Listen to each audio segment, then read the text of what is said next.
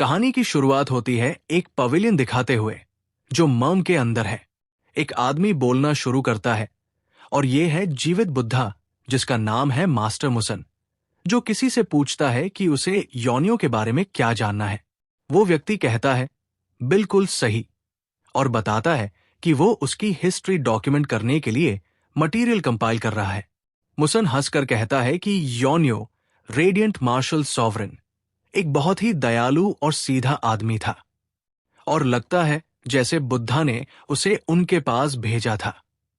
Historian कहती है कि उसकी सोच सही थी और सोचती है कि वो अपनी रोजमर्रा की जिंदगी में कैसा होता था। मुसन कांपने लगता है उसके डेली बिहेवियर और अपीयरेंस के बारे में बोलते हुए, लेकिन फिर कहता है कि वो अब और नहीं कर सकता और उसका चेहरा गुस्से से भरा हुआ लगता है। हिस्टोरियन पूछती है कि वो क्या बोल रहा है और एक बुद्धिस्ट होकर क्यों गाली दे रहा है। फिर सीन जंप करता है।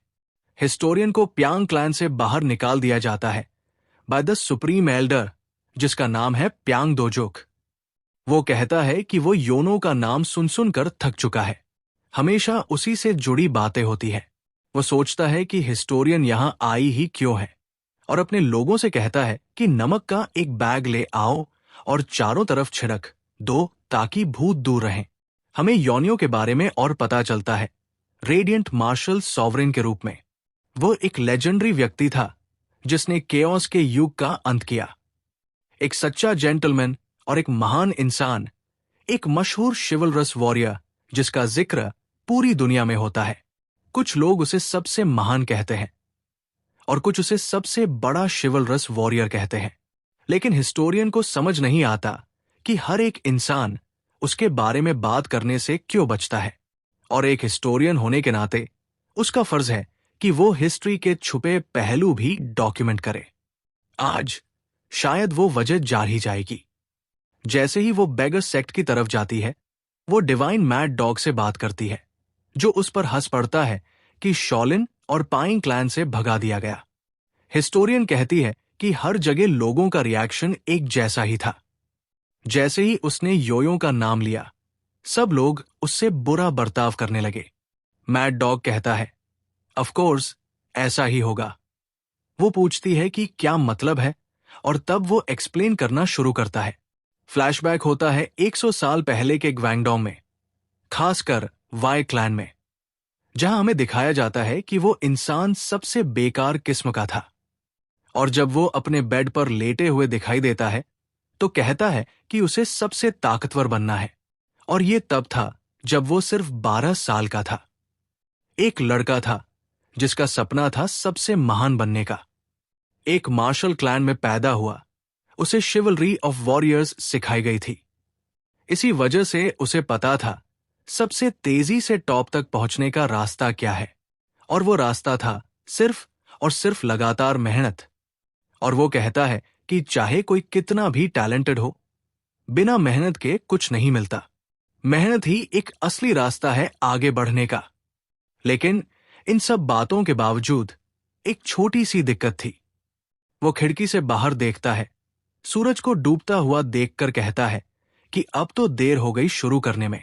वो बैठता है, फिर से बाहर देखता है और फिर पलटकर वापस लेट जाता है। वो कहता है कि कितना अफसोस है, आज ही वो दिन था जब उसे अपनी ग्रेटनेस की नींव रखनी थी। और फिर कहता है कि आज शांति से सो जाएगा और कल ट्रेनिंग करेगा। तभी कोई उसके रूम में आता है और उसके पास आकर कहता है कि उठ जा। यो रिएक्ट नहीं करता तो वो आदमी चीख कर कहता है कि उठ जा साले। यो उठता है और पूछता है कि क्या काम है, और ये है उसका पिता, क्लैन का पेट्रियार्क और राइटियस शिवलरस वॉर्ड्समैन जिसका नाम है जेन। वो पूछता है कि क्या उसे पता है अब क्या टाइम हो गया है। यो कहता है कि उसने सूरज देखा। जेन पूछता है तो फिर बेड में क्यों पड़ा है। यो कहता है क्योंकि सूरज डूब रहा था। जेन पूछता है कि कितने दिन से वो अपने रूम में बंद है। यो कहता है शायद 2 या 3 दिन, लेकिन उसे लगता है 2। उसका पिता कहता है कि 4 दिन हो चुके हैं और वो 4 दिन से कंबल में लिपटा हुआ घूम रहा है। कहते हैं कि शायद उसकी कमर भी दर्द कर रही होगी इतना लेटने के बाद। इवन एक भालू भी 3 दिन बाद पसीने से हिल जाता। योयो हंस के कहता है कि इसीलिए तो वो कभी कभी उठता है और उसे चिंता करने की जरूरत नहीं। उसका पिता गुस्से में उसका पूरा बेड उलट देता है, उठाकर चीखता है कि आज वो इसकी हरामी आदत सुधारेगा और अच्छी तरह सुधारेगा। जेन के ऑफिस के अंदर वो फ्रस्ट्रेटेड बैठा होता है। एडमिनिस्ट्रेटर, जिसका नाम है, जो बैंक पूछता है क्या ये फिर से सेकंड यंग मास्टर के बारे में है। जेन कहता है और किसकी चिंता कर सकता है। बैंक कहता है चिंता मत करो, वो जल्दी समझदार हो जाएगा। जेन सांस भरता है और कहता है कि ये सब उसकी गलती है। वो मार्शल ड्यूअल पिलग्रिमेज पर गया था उस साल जब योनो 2 साल का था, अपनी वाइफ हासंगा, बड़े बेटे सनहो, योनो और तब के अनबॉर्न चाइल्ड सरेन को छोड़कर। उस समय उसने सोचा था कि ये जर्नी सिर्फ 2 साल की होगी, लेकिन कई इंसिडेंट्स में उलझ गया और पूरे 8 साल बाद वापस आया और पूरा क्लैन उसका स्वागत करता है। और जबकि उसे राइटियस शिवलरस स्वॉर्ड्समैन का ऑनररी टाइटल मिला, लेकिन जो उसने खोया वो बहुत बड़ा था। जब वो वापस आया, उसकी पहले की कोमल वाइफ अब एक शेरनी बन चुकी थी। कह रही थी कि 8 साल बहुत लंबा समय है और उसका प्यारा बेटा, जिसके बारे में उसने कभी चिंता नहीं की थी, एकदम का आलसी बन चुका था। जैन थक कर सांस लेता है और बैंक कहता है कि चिंता मत करो, कोई न कोई रास्ता जरूर होगा। जैन पूछता है कैसे, और बैंक कहता है क्या उसे याद नहीं कि वो जल्दी वापस आएगा। जैन पूछता है कौन, और फिर रियलाइज करता है कि वो अपने बड़े बेटे की बात कर रहा है। बैंक कहता है कि 3 साल बाद वो फाइनली एकेडमी से वापस आएगा। जैन हंस के कहता है कि योनो की तो लग गई, क्योंकि सिर्फ एक ही इंसान है जिससे वो असली में डरता है। वापस योनो के पास, जिसे अचानक ठंड लगती है, वो पलट कर देखता है तो उसका भाई सनहो उस पर घूर रहा होता है। सनहो पूछता है कि कब से सो रहा है, और योनो बस सोचता है कि वो कब से यहां है। सनहो कहता है कि उसने पहले पूछा था, और योनो समझ जाता है कि वो झूठ नहीं बोल सकता, लेकिन वो बहुत घबरा रहा होता है। सनहो बस उस पर घूरता रहता है। योनो कहता है कि ऐसा नहीं है जैसे वो सोच रहा है। उसने सुबह ट्रेनिंग की थी और बहुत हार्ड ट्रेनिंग की थी और सिर्फ थक के एक नैप लिया था। वो बस ये सोचता है कि उसका भाई वापस कब आया। सनहो पूछता है क्या उसने सच में ट्रेनिंग की, और योनो कहता है हाँ। तब उसका भाई कहता है कि एक टेक्निक इस्तेमाल करके वो कैंडल को 2 टुकड़ों में काटे। वो देखना चाहता है कि उसने 3 साल में कितनी इंप्रूवमेंट की है। यो उठता है और तलवार पकड़ता है। सनहो कहता है चलो शुरू करो। रुक क्यों गए हो? यो कहता है कि हम लोग अंदर हैं और ये डेंजरस हो सकता है, लेकिन सनहो कहता है कि उसकी चिंता मत कर, बस दिखा दे कितना सीखा है। यो कहता है ठीक है, और वो डिसाइड करता है कि करेगा। कहता है लो शुरू करते हैं। वो अपनी तलवार घुमाता है और कैंडल की तरफ पॉइंट करता है। 1 सेकंड रुककर वो आगे डैश करता है, रूम के पार काफी सारी तलवार टेक्निक्स करता हुआ। और उसका भाई हैरान रह जाता है जब योनियो एक टेक्निक यूज करता है जिसका नाम है सोरिंग ड्रैगन। वो स्विंग करता है और कैंडल से काफी आगे लैंड करता है। वो पलट कर देखता है कि क्या उसने काटा, लेकिन कैंडल बिल्कुल भी हर्ट नहीं हुई। वो कहता है कि उसे यकीन नहीं हो रहा कि इतना सब कुछ किया और कुछ भी नहीं हुआ। सहो कहता है कि 3 साल काफी होते हैं एक स्वॉर्ड टेक्निक मास्टर करने के लिए और फिर अगला सीखने के लिए, लेकिन इसके केस में लगता है वो 3 साल पहले से भी ज्यादा बेकार हो गया है। और वो चला जाता है। रात को डिनर के टाइम सब एक टेबल पर बैठे होते हैं। योनियो कहता है कि उसे इंडिजेशन होने वाला है और उसे पूरा यकीन है। जेन पूछता है कि एकेडमी कैसी चल रही है। सनहो कहता है ठीक है। उसका पिता पूछता है कि कोई दिक्कत तो नहीं आई, और सनहो कहता है कि अगर दिक्कत ना हो तो वो ट्रेन ही नहीं होती, और वो मानते हैं कि मुश्किलें जरूरी होती है ताकि इंसान अपने आप को पार कर सके। जैन अपने बेटे पर गर्व महसूस करता है। कहता है कि उसने उसकी नॉनहाजिरी में काफी कुछ झेला होगा, लेकिन सनहो कहता है कि असली मुश्किल तो उसकी थी इतने लंबे समय तक दूर रहना। जेन पूछता है क्या कोई और दिक्कत थी, और सन्हो अपनी चॉपस्टिक्स नीचे रखकर कहता है कि हाँ, एक काफी बड़ी दिक्कत है। उसकी मां सोना पूछती है क्या हुआ, और वो कहता है कि ये बात योनियो के बारे में है। सब थोड़ा टेंशन में देखते हैं, और योनियो बस सोचता है कि आखिर उसने किया क्या। सन्हो कहता है कि उन्हें उसे मार्शल एकेडमी ले जाना चाहिए। यो चिल्लाता है, बिल्कुल नहीं। वापस मैड डॉग के पास, जो ये कहानी सुना रहा होता है, वो कहता है कि मुसन और दोजुक तक उसका नाम सुनकर अपने दांत पीस लेते हैं। लेकिन ये कहानी की शुरुआत थी, जब उसकी महान हिस्ट्री शुरू हुई थी। एक ऐसे व्यक्ति की जो स्वर्ग से भी ऊपर खड़ा था और मार्शल रियल में बिल्कुल अनटचेबल था, और कोई सोच भी नहीं सकता था कि ये आलसी लड़का इतना ताकतवर बन जाएगा। वापस योनो के पास, वो कहता है कि थोड़ा रेस्ट करना चाहता है जाने से पहले, जबकि अभी अभी घर से चले हैं।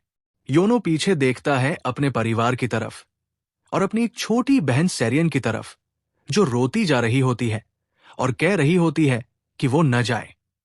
लेकिन उसका पिता कहता है कि मर्द बनकर लौटना, और उसकी मां कहती है कि अपना ध्यान रखना। उन्हें पता था कि वो उसे नहीं रोक सकते, चाहे उन्हें थोड़ा दुखी क्यों न हो रहा हो। योनो कहता है कि रोना मत, मैं वापस आऊंगा। वो हाथ हिलाकर बाय कहता है, और जेन हंस पड़ता है। सा उस पर भौंकता है हंसने के लिए।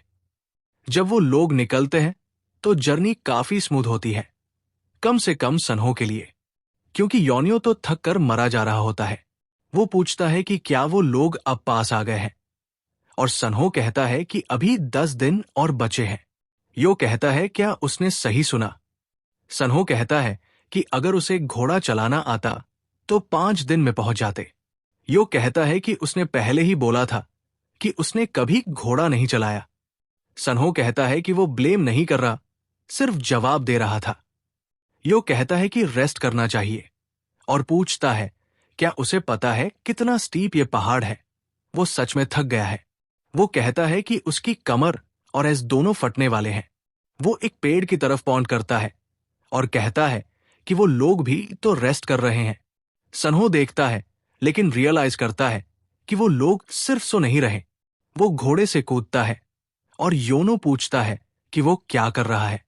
सन्हो उन लोगों के पास जाता है और देखता है कि उनके आसपास मक्खियां मंडरा रही हैं। वो सब मुर्दा होते हैं। योनो चिल्लाता है, और सन्हो कहता है कि उनके पास देर से पहुंचे। हर एक आदमी मर चुका है। सन्हो उनमें से एक की शर्ट हटाकर उसके सीने पर एक फूल जैसा घाव दिखाता है। वो कहता है कि इससे फ्लावर इंडल्जिंग पाम कहते हैं। यो पूछता है कि क्या बकवास नाम है ये। सन्हो कहता है कि पहले इससे क्रिम्सन फ्लावर पाम कहते थे, लेकिन एक रेपिस्ट जिसका नाम था सियोजू एके इस टेक्निक का यूज करके बुरे काम करता था, इसलिए अब इससे फ्लावर इंडल्जिंग पाम कहा जाता है। यो पूछता है क्या वो कह रहा है कि यहां कोई रेपिस्ट घूम रहा है। सन्हो कहता है कि वो उन औरतों के पीछे जाता है जो पहाड़ों पर चढ़ाई करती है, और ये लाशें इस बात का सबूत है कि उसने किसी औरत को पाने के चक्कर में इन लोगों पर एम्बुश किया। मतलब यहां कहीं कोई औरत खतरे में है। वो जमीन से जंप करता है, अपने भाई से कहता है कि यही रुकना, और सुपरमैन की तरह उड़ जाता है। योनो कहता है क्या सच में उसे इन बदबूदार लाशों के साथ रुकना है, लेकिन उसका भाई तब तक काफी दूर जा चुका होता है। योनो रियलाइज करता है कि चिल्लाने का कोई फायदा नहीं, और ग्रॉस्ड आउट होता है, क्योंकि उसके पास सिर्फ 2 घोड़े बचे हैं जो बदबू मार रहे हैं, और एक्चुअल सड़ी लाशें भी। वो कहता है कि उसकी तो लग गई। रात को वो कहता है कि उसे पता नहीं उसका भाई कहाँ चला गया, इतनी देर क्यों हो गई। उसे तो उसे साथ ले जाना चाहिए था। वो सोचता है कि शायद कुछ हुआ हो, लेकिन उसका भाई कभी इतनी देर नहीं लगाता। तभी उसे कुछ जानवरों की आवाज सुनाई देती है। वो कहता है कि कुछ करना पड़ेगा, वरना वो किसी बाघ का डिनर बन जाएगा अगर यही खड़ा रहा। तभी बिजली गिरती है उसके पीछे, और तेज बारिश शुरू हो जाती है। सब कुछ भीग जाता है। वो ऊपर देखता है और कहता है कि अब तो सच में मेरी लग गई। फिर उसकी चिल्लाने की आवाज आती है, और वो सोचता है कि वो ऐसे कैसे फंस गया, क्योंकि अब वो दोनों कॉर्पसेस को घोड़ों पर बैठाकर एक पहाड़ी चढ़ा रहा होता है। वो कहता है कि उन्हें छोड़ नहीं सकता, क्योंकि कहीं बाघ इन्हें खा न जाए, और वो उन्हें दफना कर भी नहीं सकता, क्योंकि बारिश हो रही है। अब उसे कोई शेल्टर चाहिए। जब वो घोड़ा धक्का देता है, घोड़ा उस पर गुस्सा करता है और यो पूछता है कि वो सुन क्यों नहीं रहा। नीचे तेजी से बह रही नदी और क्लिफ के एज पर खड़े होने से घोड़ा स्ट्रेस में आता है। बिजली गिरती है। घोड़ा डर के मारे योनो को लात मार देता है। यो चिल्लाता है और पीछे गिरता है। पहाड़ से लड़खड़ाते हुए उसका सिर लगता है, फिर उसकी कमर, और फिर उसका सिर दोबारा, और वो नीचे झाड़ियों में जा गिरता है। वो कराहते हुए कहता है कि उस घोड़े ने उसकी बैंड बजा दी। लेकिन जब वो आसपास देखता है, उसे रियलाइज होता है कि वो एक केव के अंदर है, जहां बारिश नहीं हो रही। वो चिल्लाता है, मुझे शेल्टर मिल गया। घोड़े उसके पीछे केव में आ जाते हैं, लाशें लेकर। यो उन्हें एक पत्थर से बांध देता है। कहता है कि वो इन्हें मार भी नहीं सकता, इसीलिए उसे घर ही पसंद है। वो केव के बाहर एक निशान छोड़ देता है ताकि उसका भाई उसे ढूंढ सके। लेकिन अंदर से वो थोड़ा वरीड होता है। वो सोचता है कि क्या करे, और डिसाइड करता है कि बस लेट जाता है और सो जाता है। लेकिन जैसे ही वो सोचता है, उसे अपने भाई की याद आती है। वो कहता है कि उसे उम्मीद है सब ठीक हो, लेकिन वो जानता है उसका भाई स्ट्रांग है, तो सब ठीक ही होगा। जैसे ही वो सो जाने लगता है, घोड़े रस्सी चबा जाते हैं और चल पड़ते हैं, उसे केव में अकेला छोड़कर। सुबह होती है और दोबारा ढल जाती है। भाई साहब पूरा दिन सो गया, लेकिन फिर एक औरा उसे नींद में ही घेरने लगती है। जैसे ही वो केव के बीचों बीच हवा में उठने लगता है, वो उसे ऊपर सीलिंग तक उठा ले जाती है और फिर उसे केव के अंदर और गहराई में ले जाती है। वो अब भी पूरी तरह सो रहा होता है। उसका सिर धीरे धीरे एक चट्टान में घुसने लगता है और फिर वो ऐसे गायब हो जाता है जैसे वो कभी उस केव में था ही नहीं। जब उसे होश आता है तो वो सोचता है कि वो क्या देख रहा है, क्योंकि कमरे में एक अजीब सी हरी औरा तैर रही होती है। वो कहता है कि ये अजीब है और ये उसी केव जैसा लग रहा है जिसमें वो था, और सोचता है कि शायद नींद में ही वो और गहराई तक लुढ़क गया हो। फिर उसे एक आवाज सुनाई देती है जो उसे फेडेड ह्यूमन कहकर बुलाती है। वो चिल्लाता है और जमीन पर गिर जाता है और ऊपर देखकर हैरान रह जाता है। एक और फिर उसे फेडेड प्लेस में वेलकम करता है और कहता है कि वो उनके रेडियंट स्वॉर्ड का सक्सेसर है। यो पूछता है कि क्या ये चमकती चीज उससे बात कर रही है, और कहता है कि उन्होंने फिजिकल बॉडी की सीमाओं को पार कर लिया है और वो टाइम और स्पेस से परे बात कर रहे हैं। अगर वो उनका ऑफर एक्सेप्ट करता है तो वो दुनिया पर राज करेगा। यो डर जाता है क्योंकि उसे लगता है ये भूत है। वो कहते हैं डरने की जरूरत नहीं है, वो पहले ही मर चुके हैं, बस उनकी इच्छा बाकी है, और उन्होंने ये सब किसी ऐसे के लिए तैयार किया है जो यहां तक पहुंचेगा।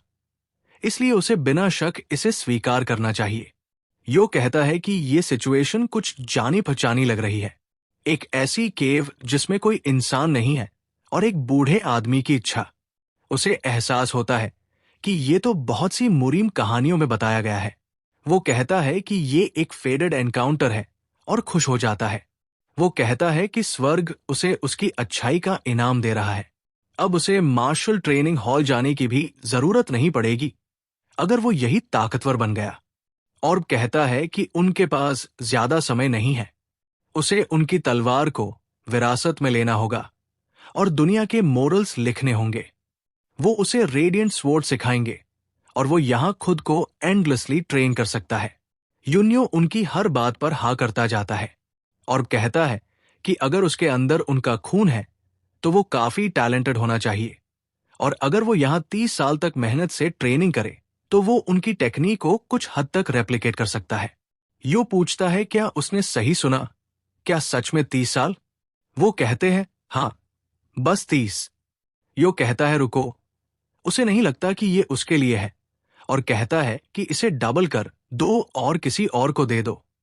और एक सेकंड चुप रहता है और फिर चिल्लाने लगता है कि उसका मतलब क्या है। यो कहता है कि वो 30 साल यहां रुकने से बेहतर है कि वो इसे छोड़ दे। मैड डॉग कहानी बताते हुए कहता है कि यही वो मुलाकात थी जिसने हारे हुए योनियों को इतना ताकतवर बना दिया। वो ऑर्ब से भागने लगता है और ऑर्ब उसे रुकने को कहता है। योनियो मुड़ता है और हम देखते हैं कि एक बूढ़ा आदमी रूप लेता है और कहता है, बस एक सेकंड रुको, और बताता है कि उसका नाम है बेकमहान, जिसका मतलब होता है वाइट इन्फिनिटी। यो उसे कुछ देर देखता है और कहता है कि उसे पता था कि वो धोखेबाज है। बूढ़ा आदमी हैरान होकर पूछता है कि उसका ये कहने का मतलब क्या है। यो कहता है कि पहले वो कुछ और बनने का नाटक कर रहा था और जब वो काम नहीं आया तो उसने अपना असली रूप दिखा दिया। महान कहता है कि वो नाटक नहीं कर रहा था, वो सच में एक ऐसा स्पिरिट है जो अपनी बॉडी को छोड़ चुका है। यो पूछता है क्या उससे वाकई उम्मीद है कि वो इस बात पर विश्वास कर ले, और फिर चिल्लाते हुए एक घूंसा उसके सिर के आर पार मारता है। जैसे ही उसका पूरा हाथ उस आदमी के शरीर से होकर निकलता है, वो उसके आर पार गिर जाता है और फिर डर जाता है क्योंकि वो सच में एक भूत है। महान कहता है कि वो भूत नहीं है, ये स्पिरिट ट्रांसमिशन आर्ट्स है जो सिर्फ बहुत उच्च स्तर के मार्शल आर्टिस्ट ही कर सकते हैं। यो कहता है कि लोग ऐसे ही लोगों को भूत कहते हैं, और महान फिर भी कहता है कि वो भूत नहीं है और चिल्लाने लगता है। फिर कहानी प्रेजेंट में लौटती है। मैड डॉग कहता है कि ऐसे हुई थी योनो की अपने मास्टर से मुलाकात। हिस्टोरियन पूछती है क्या ऐसा कुछ वाकई होता है। वो कहता है कि ये टेक्निक सिर्फ सबसे उच्च स्तर के मार्शल आर्टिस्ट ही हासिल कर सकते हैं। वो पूछती है कि ऐसा कौन आर्टिस्ट है जो इस एबिलिटी को यूज कर सकता है। वो पूछता है क्या वो स्वॉर्ड एम्परर को जानती है। वो कहती है कि वो तो ऑब्वियस है, वो हिस्ट्री का सबसे ताकतवर इंसान था और 1000 स्वॉर्ड बैक क्लैन का सबसे महान वॉरियर था जिसे हमेशा याद किया जाएगा। मैड डॉग कहता है बिल्कुल, वही बैकन द रेडिएंट स्वॉर्ड की बात कर रहा है। वो आदमी जो बाद में स्वॉर्ड एम्परर कहलाया, वही रेडिएंट सॉवरेन का मास्टर है। वो हैरान हो जाती है और कहती है कि वो तो 300 साल पहले जिंदा था। मैड डॉग कहता है हाँ, और वो एक ऐसी जेनरेशन से था जिसे अब लोग भूल चुके हैं, लेकिन फिर भी ये सच है कि उसने ही योनियों को बनाया। वो कहती है कि ये तो कमाल है, और इसका मतलब है कि रेडिएंट मार्शल सॉवरेन ने उसका नाम सुनते ही उसका डिसाइपल बनने की रिक्वेस्ट की थी। वो हंसता है और कहता है कि असल में योनो तो इसका उल्टा था। स्वॉर्ड एम्परर, जिसे 300 साल तक कोई भी डिसेंडेंट ढूंढने नहीं आया, उसे डिसाइपल की बहुत जरूरत थी और उसने योनियो से रिक्वेस्ट की थी। यो पूछता है कि वो इतना ड्रामा क्यों कर रहा है, वो तो बैक क्लैन से भी नहीं है और वो उससे सीख ही नहीं सकता, इसलिए वो जा रहा है। महान पूछता है क्या उसे लगता है कि वो उसे इतनी आसानी से जाने देगा, और अपने हाथ फैलाकर ऑरा से केव का रास्ता बंद कर देता है। यो ऊपर देखकर हैरान होता है। महान पूछता है क्या ख्याल है, ये एक बहुत मोटा पत्थर का दरवाजा है और उसकी अभी की ताकत से वो ना तो इसे हिला पाएगा और ना ही तोड़ पाएगा, लेकिन अगर वो उसकी मार्शल आर्ट्स सीख ले तो वो इसे कागज की तरह काटकर बाहर निकल सकता है। यो कहता है अब कुछ किया नहीं जा सकता और अपनी रस्सी से कुछ निकालने लगता है। महान कहता है कि वो अपनी ताकत से इसे नहीं काट पाएगा। यो दीवार में काटना शुरू करता है और बूढ़ा आदमी हैरानी से पूछता है कि वो क्या कर रहा है। यो कहता है कि वो शुरली देख सकता है कि वो एक सुराग बना रहा है, चाहे वो कितनी भी मजबूत क्यों ना हो, वो फिर भी पत्थर है, और अगर वो उसे मेटल से घिसेगा तो धीरे धीरे टूटेगा और 1-2 साल में वो बाहर निकल जाएगा। महान पूछता है क्या वो सच में इतना लंबा ये सब करता रहेगा। योनो कहता है कि जब तुम उसे यहां 30 साल फंसाना चाहते हो तो ये तो कुछ भी नहीं। महान कहता है कि वो पागल है, उसे तो मार भी नहीं सकता, और कहता है कि बस ट्राई कर ले, वो उसे डिसअपॉइंट नहीं करेगा। लेकिन योनो कहता है कि उसे वो पसंद नहीं है। महान आगे कहता है कि वो उसे 20 साल के बाद जाने देगा। योनो कहता है कि 20 बहुत लंबा है और वो सिर्फ तभी कंसिडर करेगा अगर वो 3 साल कहें। महान गुस्से में आ जाता है, कहता है कि ये मजाक है और कोई चांस नहीं कि वो 3 साल में सीख ले। यहां तक कि अगर जोंग सैनफेंग भी जिंदा हो जाए तो भी वो नहीं कर सकता। यो कहता है तो इसका मतलब है कि वो मेंट टू बी नहीं है, और फिर से दीवार खोदने लगता है, जिससे महान फ्यूरियस हो जाता है। महान कहता है 5 साल, जिससे योनियो रुक जाता है। वो कहता है अगर तुम उसे 5 साल दोगे तो वो कुछ भी करके उसे दुनिया का सबसे ताकतवर इंसान बना देगा। और क्योंकि ये योनो का सपना है, वो सोचने लगता है कि ये कितना टेम्पटिंग ऑफर है। यो कहता है कि उसने कभी ऐसा विविड स्पिरिट नहीं देखा, और शायद ये टेक्निक वर्ड ऑफ माउथ से नहीं सिखाई जाती, बल्कि वो शायद सच में स्ट्रॉन्गेस्ट रहा हो कभी, और वो इस मौके का इस्तेमाल करेगा, क्योंकि 5 साल कोई बड़ी बात नहीं है। और वो मान जाता है, कहता है कि वो करेगा। मैड डॉग आगे कहता है, बेशक उस वक्त योंगियो को नहीं पता था कि वो आदमी ही स्वॉर्ड एम्परर था। द स्वॉर्ड एम्परर भी काफी बदनसीब था, क्योंकि उसकी जिंदगी के अंत में जिस इंसान से उसकी मुलाकात हुई वो और कोई नहीं बल्कि योनियो था। महान उससे उठने के लिए कहता है, उसको हरामखोर कहकर बुलाता है, और जब योनो उठता है तो वो पूछता है कि उसे क्यों जगाया जा रहा है, कहकर कि वो बहुत थका हुआ है। पूछता है, क्या तुम्हें नींद की जरूरत नहीं है? पर कहता है कि ये सिर्फ इसलिए है क्योंकि वो मर चुका है और वो एक इंसान है, और इंसानों को नींद चाहिए होती है। महान अपना पूरा गुस्सा दबा लेता है और कहता है कि अब वो ट्रेनिंग शुरू कर सकते हैं। आखिर उसके जीवन के अंतिम समय में उससे मिला हुआ शिष्य सिर्फ एक आलसी हरामखोर निकला। योनो पूछता है क्या उसे सच में जागते ही ट्रेनिंग शुरू करनी है। पता चलता है कि वो दिन भर सोता रहता था और ट्रेनिंग में सिर्फ एक बार मूव्स प्रैक्टिस करता था। महान उसे समझाने की कोशिश करता है कि इस रेट पे तो इसे 50 साल लगेंगे, 5 नहीं। यो पूछता है क्या कोई आसान तरीका नहीं है सीखने का, और महान कहता है कि ये जितना आसान हो सकता था उतना ही है। यो कहता है कि अगर वो कम से कम बोलता नहीं तो थोड़ा कम इरिटेट करता, और इसी वजह से उसे एक टैलेंटेड मास्टर मिलना चाहिए। ये बातें महान के दिमाग में गूंजती हैं, पर फिर भी वो अपना गुस्सा रोक लेता है, और अगर उसके पास एक एक्चुअल बॉडी होती तो वो गुस्से में की डेविएशन और कोलैप्स झेलता। वो कहता है कि उसे यकीन नहीं हो रहा कि उसने सिर्फ सफलता चाहिए थी और अपनी मार्शल आर्ट्स को पास करना चाहता था। इस चक्कर में अपनी आत्मा को इस बुरे हाल में छोड़ दिया जिसमें उसे सब कुछ बर्दाश्त करना पड़ रहा है, और अगर उसके पास बॉडी होती तो वो इस लड़के की धुलाई कर देता ताकि उसे सबक मिलता। यो जमीन पर लौटने लगता है और महान से पूछता है कि उसने वो कैसे किया। महान पूछता है वो किस बारे में बात कर रहा है। योनियो कहता है उस पत्थर गेट को गिराने के बारे में। पूछता है क्या वो उस पावर का यूज करके अपने बॉडी को कंट्रोल करके उसे मार्शल आर्ट्स सिखा सकता है।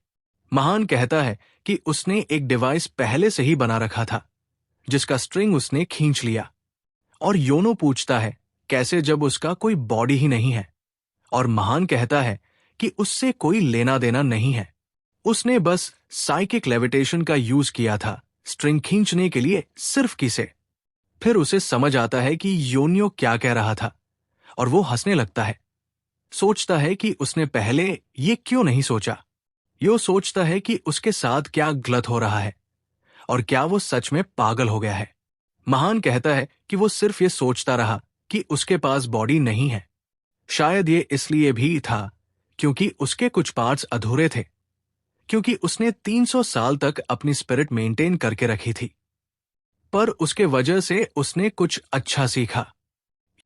योनो पूछता है वो क्या कह रहा है, और जैसे ही वो सुनता है उसे महसूस होता है कि कुछ उसके चेहरे के पास से गुजरा और एक जोर की आवाज आई।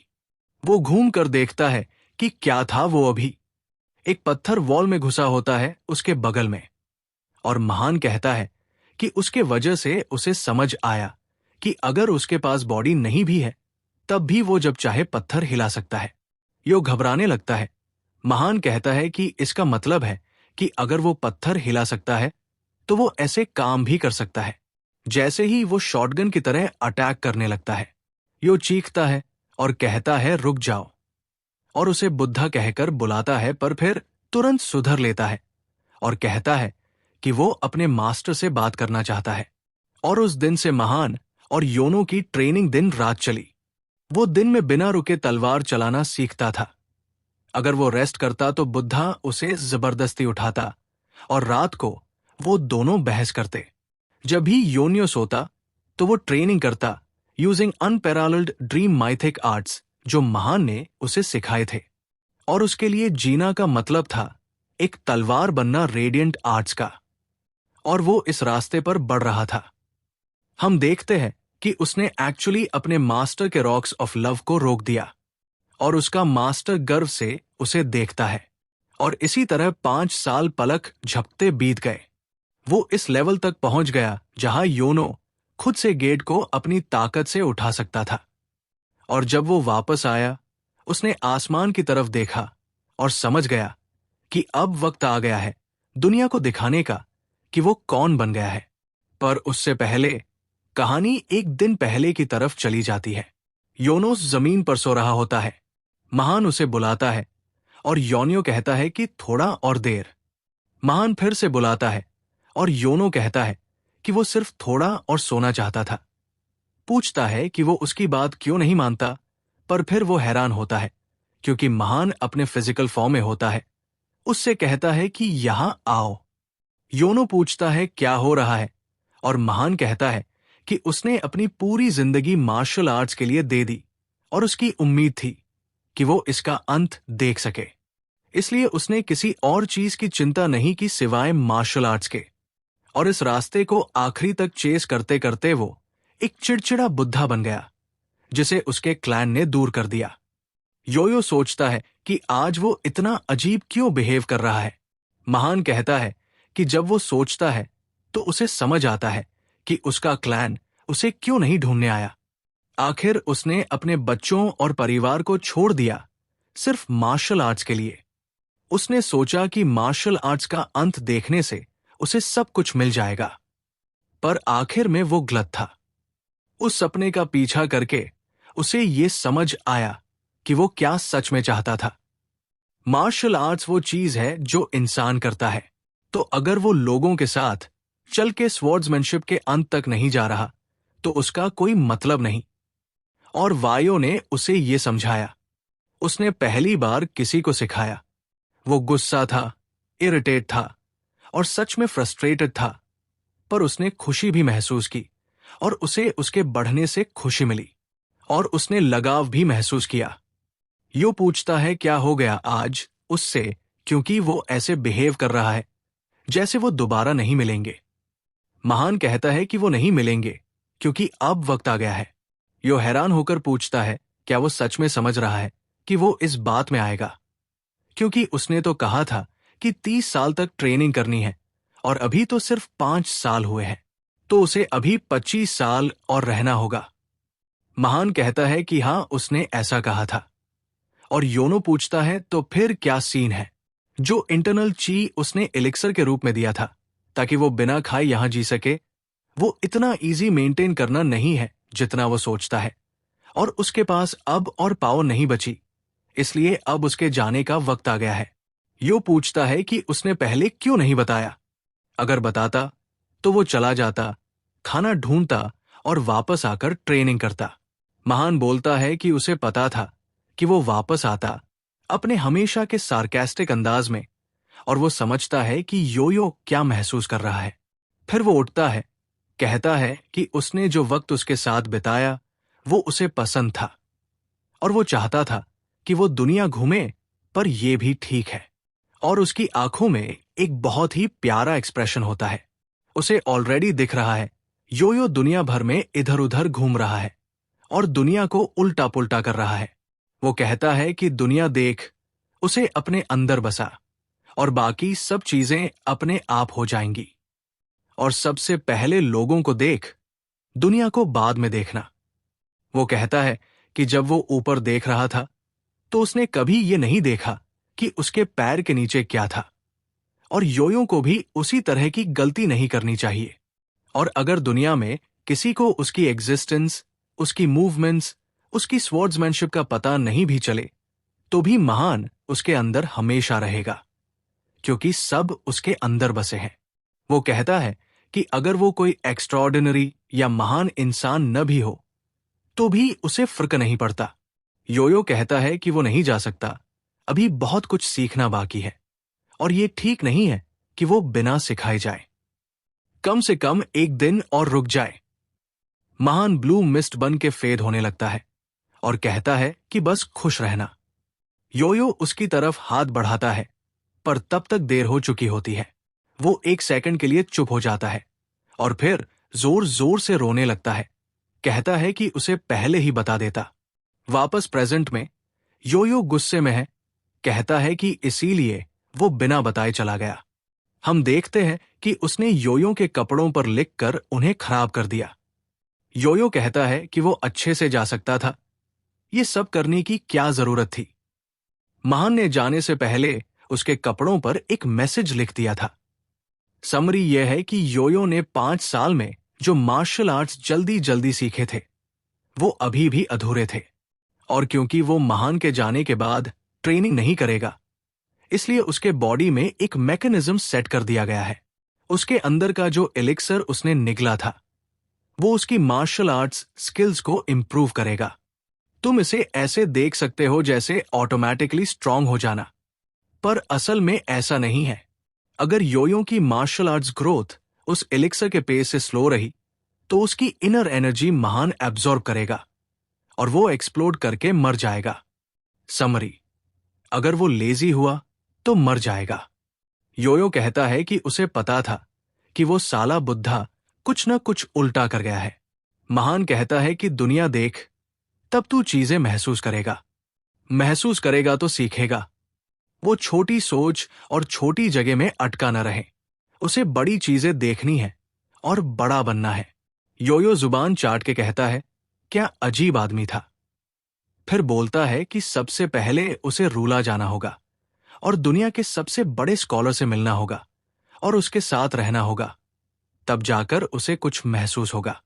वो कहता है कि वो तो घर जाने वाला था, पर अब सब कुछ खत्म करके जाएगा, इसलिए उसके फैमिली को टेंशन नहीं लेनी चाहिए और उसे यकीन है कि उसका भाई ठीक होगा।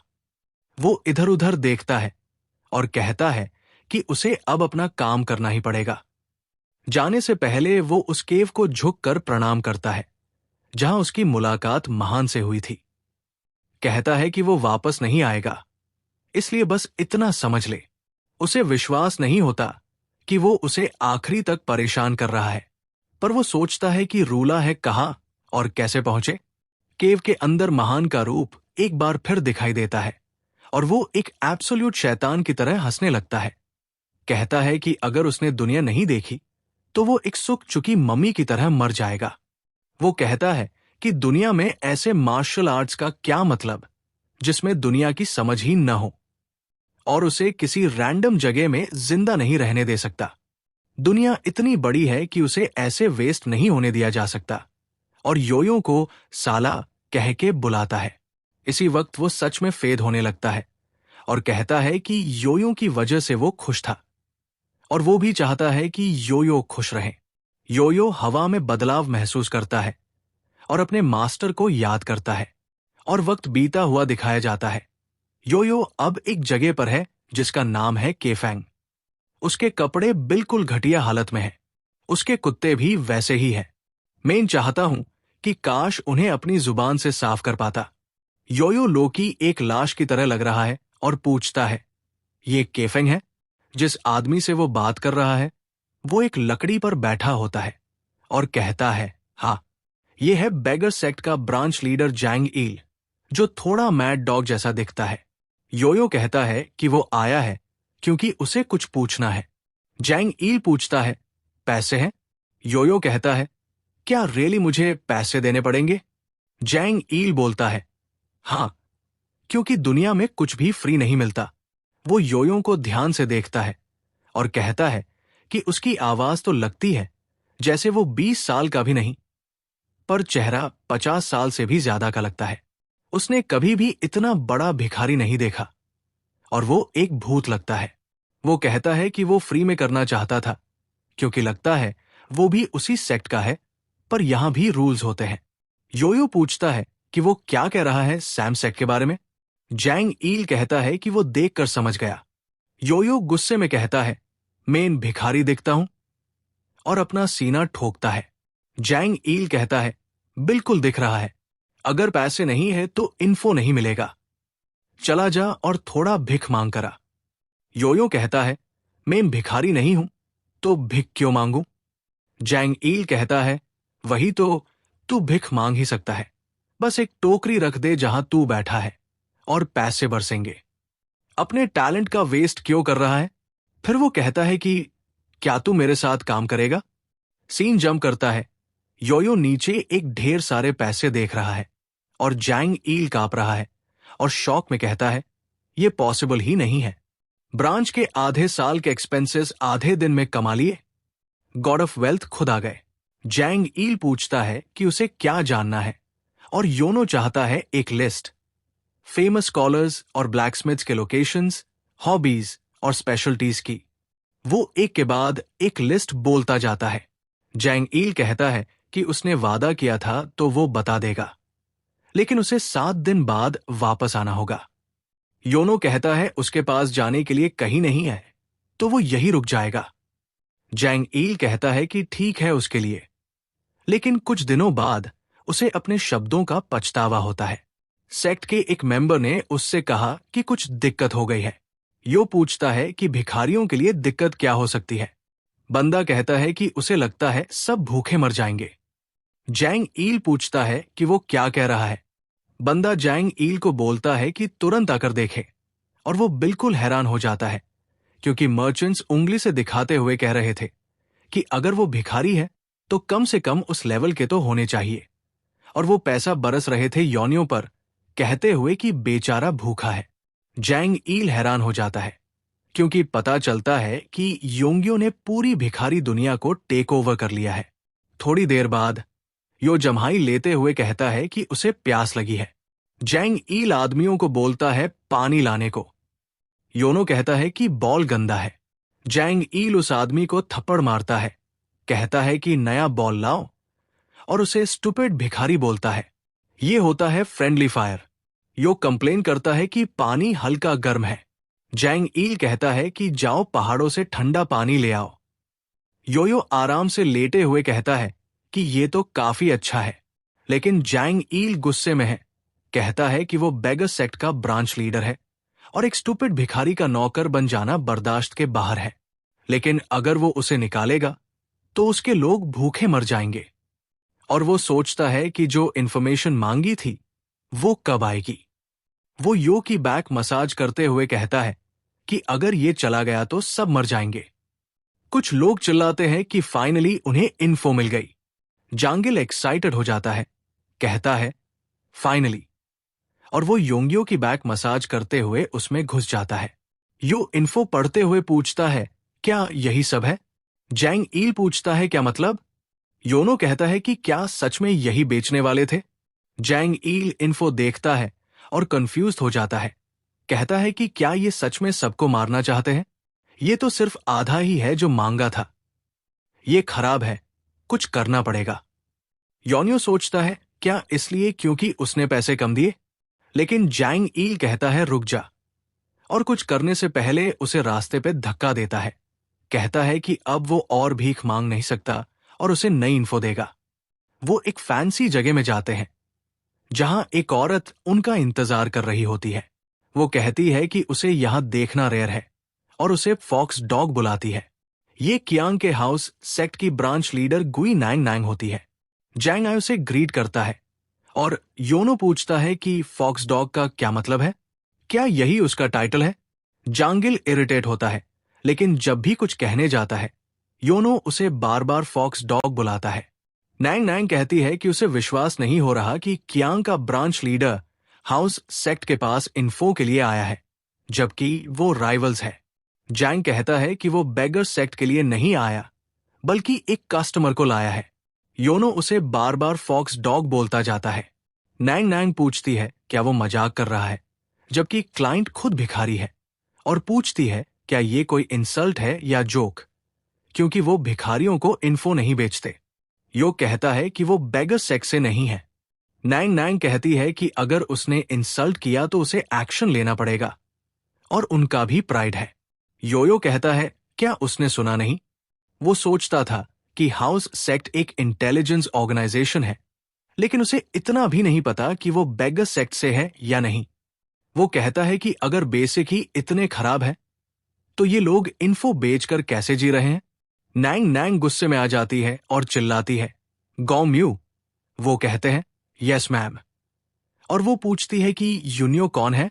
वो कहते हैं कि उसके बारे में ज्यादा नहीं पता, लेकिन वो बेगर सेक्ट से नहीं है। नैंग नैंग फ्रस्ट्रेट हो जाती है। योनो कहता है कि अब तो इन्फो बेच सकती हो, लेकिन वो कहती है कि नहीं, वो नहीं बेचना चाहती, और उसे निकाल देती है। यो हंसकर कहता है कि उसमें बिजनेस माइंडसेट ही नहीं है, जबकि वो पैसे देना चाहता है, फिर भी मना कर रही है। वो कहता है कि हाउस सेक्ट का अंत ज्यादा दूर नहीं है। नैंग नैंग उसे धमकाती है कि अगर उसने ज्यादा बोला तो उसके हाथ पैर कटवा देगी। यो कहता है कि वो गलत नहीं है, और उसे ओल्ड लेडी बोल देता है। वो और गुस्से में आ जाती है और चिल्लाती है, गोंग मिया, इस हरामी को सबक सिखाओ। गोंग मिया कहता है, यस मैम, और सीधा सीलिंग से कूदता है और यो पर अटैक करता है। जांगिल रोकने की कोशिश करता है, कहता है, नो, लेकिन यूनियो उसका चेहरा पकड़ के कहता है, हटो, और उस आदमी को सीधा जमीन में ठोक देता है, जैसे लफी ने बेलमी को वन पीस में मारा था। नैंग नैंग स्पीचलेस होती है, और जैंग ईल भी। यो साई करता है और कहता है कि उसे किसी ने मारा तो काउंटर अटैक इंस्टिंक्ट से निकलता है। अगर उसने पहले बताया होता कि अटैक करेगा तो आसान होता। जैंग ईल कहता है कि उसे लगा था यो मार्शल आर्ट्स जानता है, लेकिन इतना स्ट्रांग होगा ये नहीं सोचा था। वो एक मॉन्स्टर है। योनो कहता है कि ये सब उस ओल्ड मैन की गलती है। नैंग नैंग रियलाइज करती है कि उससे गलती हो गई। कहती है कि उसे पता नहीं था कि वो इतना प्रेस्टिजियस कस्टमर है। यो कहता है कि उसने तो पहले ही बोला था कि वो बेगर सेक्ट से नहीं है। नैंग नैंग कहती है कि फिर भी, और जैंग ईल की तरफ देखते हुए कहती है, लगता है कि उसके इरादे अच्छे नहीं हैं। जैंग कहता है कि हो सकता है वो ना माने, लेकिन वो सच में लड़ने नहीं आया। सिर्फ कुछ इन्फो थी जो उनकी सेक्ट नहीं ला पाई, इसलिए हेल्प मांगने आया। नैंग नैंग पूछती है, क्या वो सीरियस है? वो कहता है हाँ, जबकि योनो गोंग की लाश घसीट रहा होता है। नैंग कहती है कि ये ऐसा है जैसे शेर को खरगोश के बिल में ले आना और उससे ऊन मांगना। वो कहती है कि उसे विश्वास करना मुश्किल है, लेकिन सीरियस तो बनना पड़ेगा।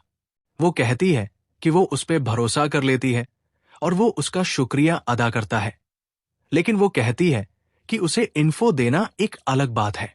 ये सच है कि उसके क्लाइंट ने उसके आदमी को चोट पहुंचाई है, इसलिए उन्हें उसका मुआवजा चाहिए होगा। योनो पूछता है कि वो क्या कह रही है, और वो कहती है कि अनऑर्थोडॉक्स दुनिया का एक सिंपल रूल है, खून के बदले खून, जान के बदले जान। वो अपने गार्ड्स को बुलाती है जिन्हें फोर शैडोज कहते हैं, जो लिटरली कहीं से भी अचानक आ जाते हैं और फार्मिंग शुरू कर देते हैं। यो कहता है कि इस जगह में हर किसी का एंट्री स्टाइल बड़ा ही फैंसी है, और वो कहती है कि उसे नहीं पता कि उसका यहां आने का मकसद क्या है, लेकिन क्योंकि उसने उनमें से एक को चोट पहुंचाई है, वो बिना चोट के यहां से जा नहीं पाएगा। यो पूछता है कि क्या ये समझना इतना मुश्किल है? ये तो बस एक गलती थी, और उसने बस हल्की चोट मारी क्योंकि वो पहले उस पर वार करने आया। वो गुस्से हो जाती है और कहती है कि वो यकीन नहीं कर सकती कि ये स्केल्टन जैसे दिखने वाला हरामी इतना हंगामा कर रहा है। फिर वो फिर से वही अनऑर्थोडॉक्स बकवास बोलती है, आंख के बदले आंख, दांत के बदले दांत। और योनो कहता है कि ये तो किसी लोन शार्क की फिलॉसफी लग रही है। जैंग ईल उसे चुप रहने को कहता है। वो कहती है कि वो उसके चेहरे का थोड़ा सा मांस काट लेगी और बात खत्म कर देगी। यो कहता है कि उसे माफ करना, लेकिन उसके चेहरे पर ज्यादा फैट तो है ही नहीं, क्योंकि वो कुछ दिनों से ठीक से खा नहीं रहा। वो और भी ज्यादा गुस्से में आ जाती है और अपने लोगों से कहती है कि उसे मार डालो, और चारों उस जगह से उछलकर उसकी तरफ आते हैं। भाई, जुबान अंदर रखो। जैसे ही वो पास आते हैं, योनो कहता है कि उसने तो सोचा था सिर्फ उसके चेहरे का थोड़ा मांस काटने वाले हैं, लेकिन अब तो सीधा उसकी जान लेने आए हैं। और जब वो देखता है एक बंदा अपनी जुबान चाट रहा है, तो कहता है कि ये थोड़ा ज्यादा ही क्रीपी हो गया। वो बिना ज्यादा हिले सबको तुरंत संभाल देता है, बस एक कदम आगे बढ़ाता है और चारों को हवा में उड़ा देता है।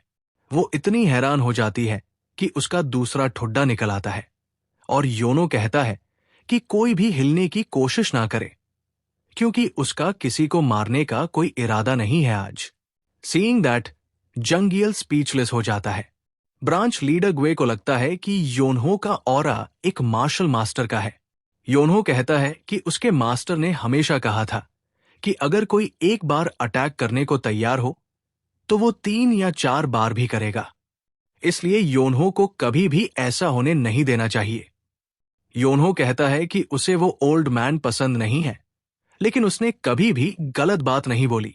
डर के मारे ब्रांच लीडर सोचती है कि उसने गलत इंसान से पंगा ले लिया है और वो ऐसा बंदा नहीं जिसे वो हैंडल कर सके।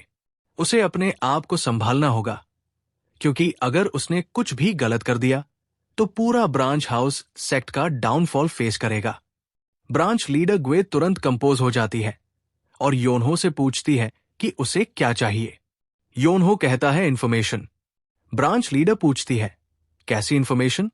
जंगियल कहता है कि उसके पास पेपर्स है और उसे उम्मीद है कि वो उनके एम्प्टी स्पॉट्स फिल कर सके। पेपर देखकर ब्रांच लीडर सोचती है कि जंगियल एक मॉन्स्टर जैसे योनहो को हाउस सेक्ट में लेकर आया, क्योंकि वो लोग एक सिंपल मैटर भी सॉल्व नहीं कर पाए। ब्रांच लीडर ग्वे कहती है कि ये कुछ मुश्किल नहीं है, बस उसे थोड़ा वक्त चाहिए। वो पूछती है, क्या वो वेट कर सकता है? योनहो पॉजिटिवली जवाब देता है। ब्रांच लीडर ग्वे 15 मिनट्स मांगती है। गुस्से वाले फेस के साथ वो जंगियल को बुलाती है और साथ ले जाती है। थोड़ी देर बाद जंगियल वापस आता है और योनहो उसकी शक्ल देखकर हंसने लगता है। बोलता है कि उसका फेस डंपलिंग जैसा लग रहा है। योनहो पूछता है कि क्या ब्रांच लीडर ग्वे ने उसे बीट किया?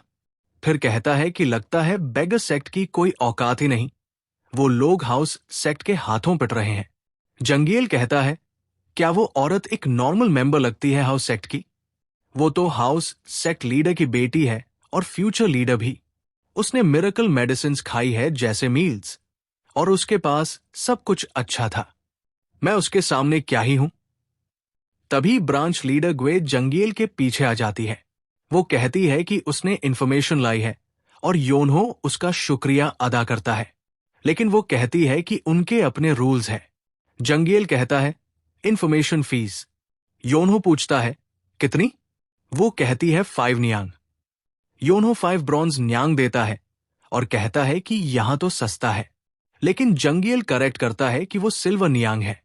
तब योनहो पूछता है, इतना एक्सपेंसिव क्यों? ब्रांच लीडर ग्वे कहती है कि ये हाई सिक्योरिटी इंफॉर्मेशन थी, इसलिए कॉस्टली है। फिर योनहो उठता है और चलने लगता है। जंगियल पूछता है, कहाँ जा रहा है? योनहो कहता है कि उसे अपने सिल्वर नियांग अर्न करने हैं। ये सुनकर जंगियल जमीन पर गिर जाता है और योनहो की टांग पकड़ लेता है। कहता है कि उसने उसे यहां एक रीजन से लाया था। योनहो पूछता है, उसका मतलब क्या है? मन न होते हुए भी जंगियल कहता है कि एक सेकंड वेट करे। उसने अपना सारा पैसा और योनहो का अर्न्ड मनी, साथ ही अपनी हिडन स्टैश यूज करके वो 5 सिल्वर नियांग दे दिए, जो योनहो के पास नहीं थे। उसने एक आईओयू के साथ बोरो किया। सिल्वर देते हुए जंगियल सोचता है कि उसका दिल दुख रहा है। योनहो को इविल बास्टर्ड कहकर जंगियल कहता है कि उसे अपनी सारी सेविंग्स यूज करनी पड़ी। इन्फॉर्मेशन देखकर योनहो कहता है कि ये काफी थोरो है, ये तो एक अलग लेवल का है बेगर्स के लाए हुए इन्फो से। योनहो गैस करता है कि हाउस सेक्ट वाले अलग ही लेवल के हैं। एक पेपर पकड़कर योनहो कहता है कि वो एक लेटर ग्वांगडोंग भेजना चाहता है और पूछता है कि क्या ये एक्सपेंसिव होगा। ब्रांच लीडर ग्वे कहती है कि एस्कॉर्ट एजेंसी से भी ज्यादा एक्सपेंसिव होगा, लेकिन वो ये काम करेगी अगर योनहो उसके कुछ क्वेश्चंस आंसर करे।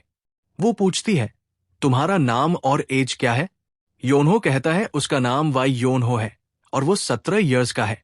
जंगियल शॉक हो जाता है ये जानकर कि योनहो उससे छोटा है। ब्रांच लीडर ग्वे भी सोचती है कि उसकी मार्शल प्रावेस 17 साल के लड़के जैसी नहीं लगती। फिर उसे उसका नाम याद आता है, वाई योनहो। वो रियलाइज करती है और पूछती है कि क्या योनहो ग्वैंगडोंग के वाई क्लैन का दूसरा बेटा है। योनहो पूछता है, तुम मुझे जानते हो? ब्रांच लीडर ग्वे कहती है, ऑफ कोर्स, ग्वैंगडोंग का वाई क्लैन ने हमें तुम्हें ढूंढने का रिक्वेस्ट किया था। जंगियल पूछता है कि क्या योनहो सनहो का छोटा भाई है। योनहो जैंग ईल से पूछता है कि वो उसके बड़े भाई को कैसे जानता है। जैंग ईल कहता है कि सनहो उसका दोस्त है। ब्रांच लीडर ग्वे योनहो से पूछती है कि क्या वो लेटर गैंगडोंग्स वाई क्लैन को भेज रहा है। उसके पहुंचने में कम से कम 10 दिन लगेंगे। योनहो कहता है कि ठीक है, क्योंकि उन्होंने 5 साल वेट किया है तो 10 दिन और कोई फर्क नहीं पड़ता। ब्रांच लीडर ग्वे एक रेड क्लॉथ देती है, कहकर कि ये एक स्पेशल गेस्ट मार्क है हाउस सेक्ट का। अगर योनहो इसे कहीं टाई करेगा तो हाउस सेक्ट का एक इन्फॉर्मेंट उससे मिलने आएगा। वो सोचती है कि कोई भी ऐसा बंदा जो 17 साल की उम्र में 4 सोर्ड्स को गिरा दे, सेंट्रल प्लेन्स में उसके जैसा कोई नहीं है। ऐसी कनेक्शन बनाना उनके लिए फायदेमंद होगा। योनहो कहता है कि उसके लिए ये यूजलेस है। ब्रांच लीडर ग्वे कहती है कि इस केस में वो अगली बार फ्री में इंफॉर्मेशन देगी, स्पेशली योनहो के लिए। उन्हें योनहो को कस्टमर के तौर पे लूज नहीं करना, जो पहले हुआ उसकी वजह से। योनहो हंसता हुआ कहता है कि कुछ हुआ भी तो नहीं, राइट? जैंग ईल कहता है कि उसका चेहरा डंपलिंग जैसा लग रहा है और वो बिल्कुल ब्रोक हो गया है। ब्रांच लीडर कहती है कि ऐसा लूजर्स के साथ अक्सर होता है। सीन शिफ्ट होता है बाहर, जहां जैंग ईल डिप्रेस्ड है अपने पैसे लूज करने की वजह से। योनहो स्ट्रेट फेस कहता है, मनी कम्स एंड गोज। वैसे भी एक बेगर को ग्रीडी नहीं होना चाहिए। वो जैंग ईल को कहता है कि अपनी बेगर रूट्स को टैप करे। जैंग ईल फ्रस्ट्रेटेड है, सोचता है कि वो इस बंदे को मार भी नहीं सकता। जैंग ईल कहता है कि वैसे भी योनहो को इंफॉर्मेशन मिल गई जो वो चाहता था। अब उन्हें एक दूसरे को दोबारा देखने की जरूरत नहीं।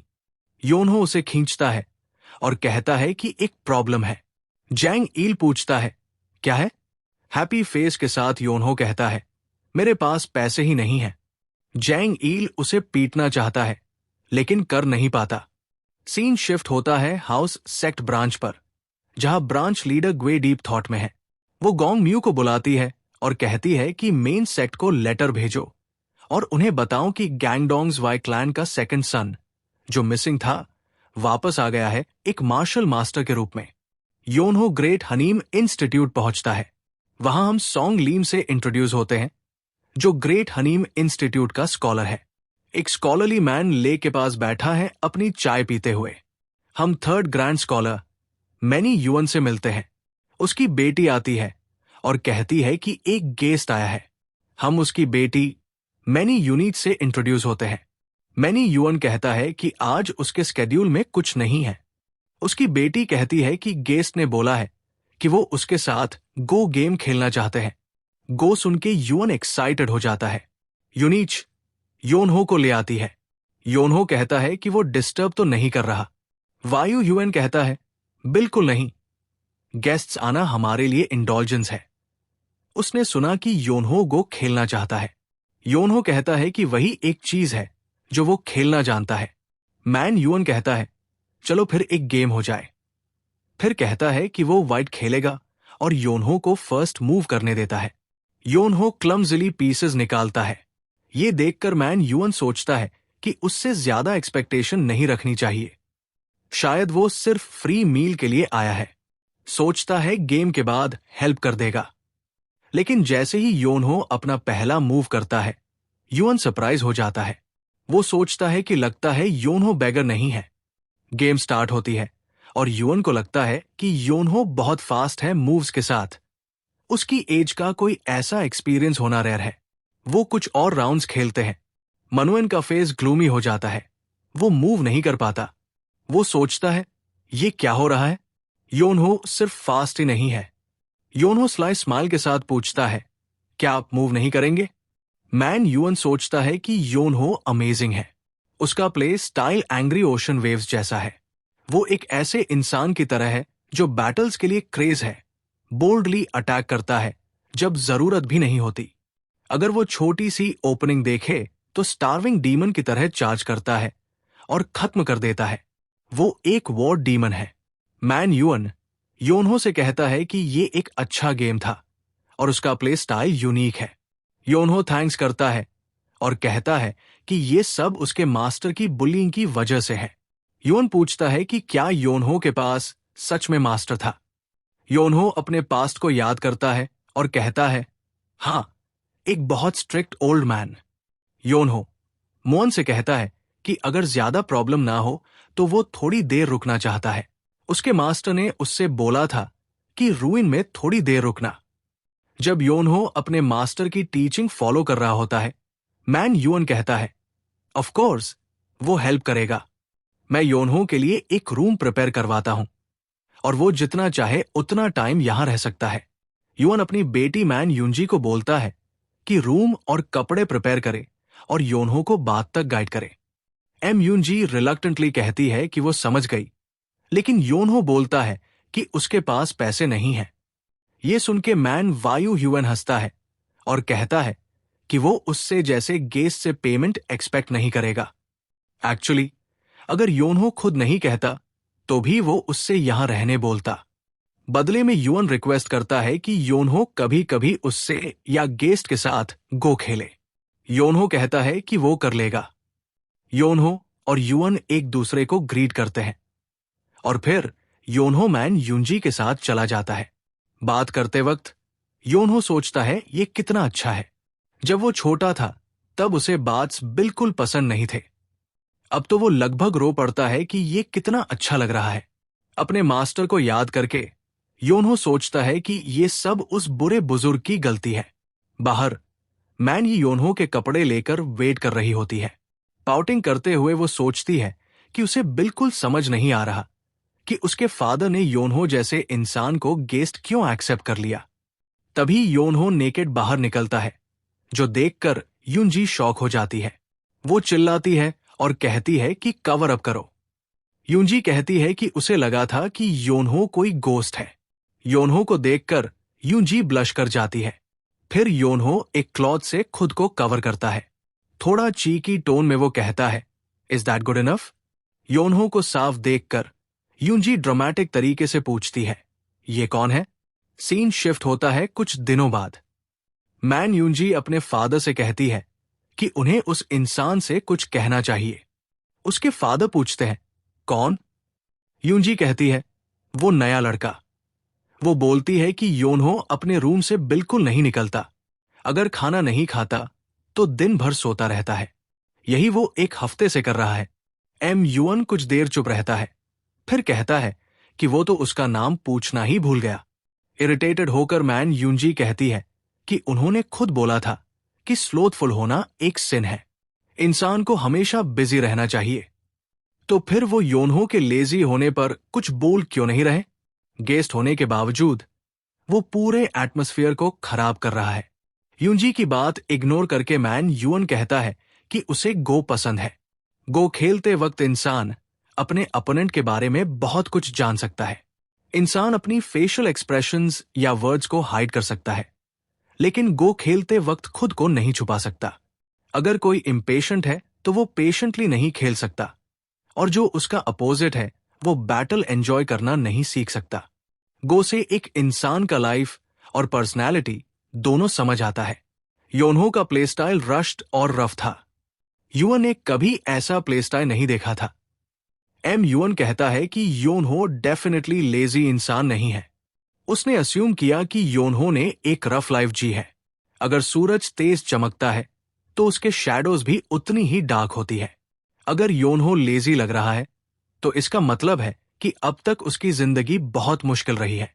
एक बर्ड जो बारिश से बचने के लिए छत के नीचे आई हो, उसे भगाना नहीं चाहिए, और उस बर्ड से ये नहीं पूछना चाहिए कि वो बारिश में उड़ क्यों नहीं रही। मैन युअन युंजी से कहता है कि योनहो को रेस्ट करने दो। कुछ कह न पाकर यूनजी कहती है कि वो समझ गई। लेकिन जब वो योनहो को लेजी तरीके से सोते और उसका रूम डिसऑर्डरली देखती है तो यूनजी गुस्से में उबल जाती है। उसे लगता है कि उसके फादर को डिसीव किया गया है।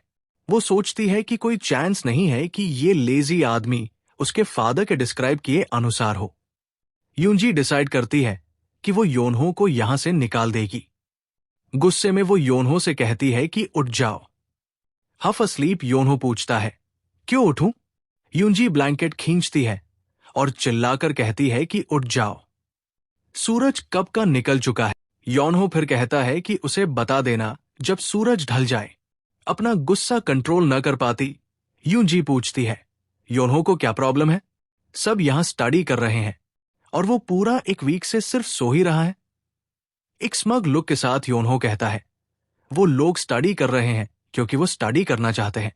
योनहो सो रहा है क्योंकि वो सोना चाहता है। तो प्रॉब्लम क्या है? यूनजी उसे शटअप बोल देती है।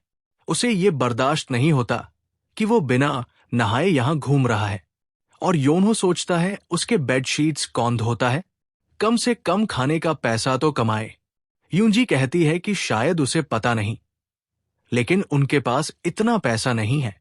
वो सिर्फ उन्हें खाना खिला सकते हैं जो स्टडी करते हैं, लेकिन ऐसे इंसान को नहीं जो बस आलसी बनता रहे। योनहो बोलता है कि उसके फादर ने कहा था कि वो जितना चाहे रुक सकता है, लेकिन यूनजी कहती है कि वो ही पैसा हैंडल करती है। उसके फादर को कुछ नहीं पता। एक इंटेंस लुक देकर यूनजी उसे घूरती है। योनहो सा लेकर पूछता है, तो फिर उसे क्या करना चाहिए? यूनजी उसे लॉन्ड्री करने के लिए बोलती है। लॉन्ड्री के पाइल को देखकर योनहो पूछता है, क्या उसे ये सब करना पड़ेगा? और क्या ये खाने का कवर करेगा? यूनजी पॉजिटिवली रिप्लाई करती है, इतना भी नहीं है। स्नीकली लाफ करते हुए यूनजी बोलती है, गुड लक, और इंश्योर करना कि सारे क्लोथ्स क्लीन हो। अगर क्लीन नहीं हुआ तो मैं दोबारा वॉश करवाऊंगी। प्रॉपरली करना। यूनजी सोचती है कि ये सही पनिशमेंट है। उसे लगता है कि योनहो आज के अंदर ये कंप्लीट नहीं कर पाएगा। सीन शिफ्ट होता है 2 घंटे बाद। मनी बहुत सरप्राइज्ड होती है। वो देखती है कि सारा लॉन्ड्री सुपर क्लीन और शाइनिंग है। वो सोचती है, ये योनहो ने कैसे किया? क्लोथ्स को देखकर वो वंडर करती है, ये हमेशा से इतने वाइट थे? उसके दिमाग में फिर से आता है, ये उसने कैसे कर दिया? और साइड में योनहो सोया हुआ होता है। फ्रस्ट्रेटेड यूनजी सोचती है कि वो उसे ऐसे ले अराउंड नहीं करने देगी। वो प्लान बनाती है और उसे लॉग्स के एरिया में ले जाती है। उसे बोलती है कि ये सब चॉप करना है। उसे 1 वीक का टाइम देती है और पूछती है, ये कर पाएगा ना? इविल लाफ के साथ यूनजी सोचती है कि वो 1 दिन में ही भाग जाएगा। लेकिन कुछ टाइम बाद यूनजी वापस आती है और देखती है कि सारे लॉग्स चॉप हो चुके हैं और योनहो उनके ऊपर सो रहा है। फिर से वो शॉक हो जाती है और सोचती है, ये तो 10 लोगों को 10 दिन लग जाते। फिर वो उसे डिशवॉशिंग का काम देती है, लेकिन सैम रिजल्ट होता है। योनहो काम खत्म करके फिर सो जाता है। यूनजी डम्बस्ट्रक हो जाती है। फिर गार्डनिंग आती है जो शाइनिंग निकलती है और फिर से सैम सीन, योनहो सोया हुआ। अब यूनजी फ्रस्ट्रेटेड और एंग्री दोनों होती है। वो सोचती है कि योनहो इतना कैपेबल कैसे है। बैक टू मैड डॉग के पर्सपेक्टिव में वो कहता है कि इसी तरह से योनहो का रूलिंग लाइफ स्टार्ट हुआ, लेकिन उसे लेना एक मिस्टेक था। मैन युअन को कभी उसे अपने घर नहीं लेना चाहिए था। यंग स्कॉलर पूछता है क्यों? मैड डॉग कहता है, क्योंकि वो जहां भी जाता है वहां डिजास्टर लेकर आता है। वो चाहे चाहता हो या नहीं, लेकिन जहां भी होता है वही प्रॉब्लम शुरू हो जाती है। रूइन में भी ऐसा ही हुआ। एक स्कॉलर हॉल जो बहुत पीसफुल थी, योनहो के आते ही केओस में बदल गई। स्कॉलर पूछता है क्या हुआ? मैड डॉग कहता है, ये सब शुरू हुआ जब गो गेम स्टार्ट हुआ। हम देखते हैं एक इरिटेटेड योनहो सोचता है, ये सिचुएशन में मैं कैसे आ गया? उसने सोचा था ये एक ओकेजनल विजिट होगा, लेकिन बाहर एक बड़ा क्राउड खड़ा है उसके साथ गो खेलने के लिए। योनहो सोचता है कि लोगों को बुलाना चीटिंग है।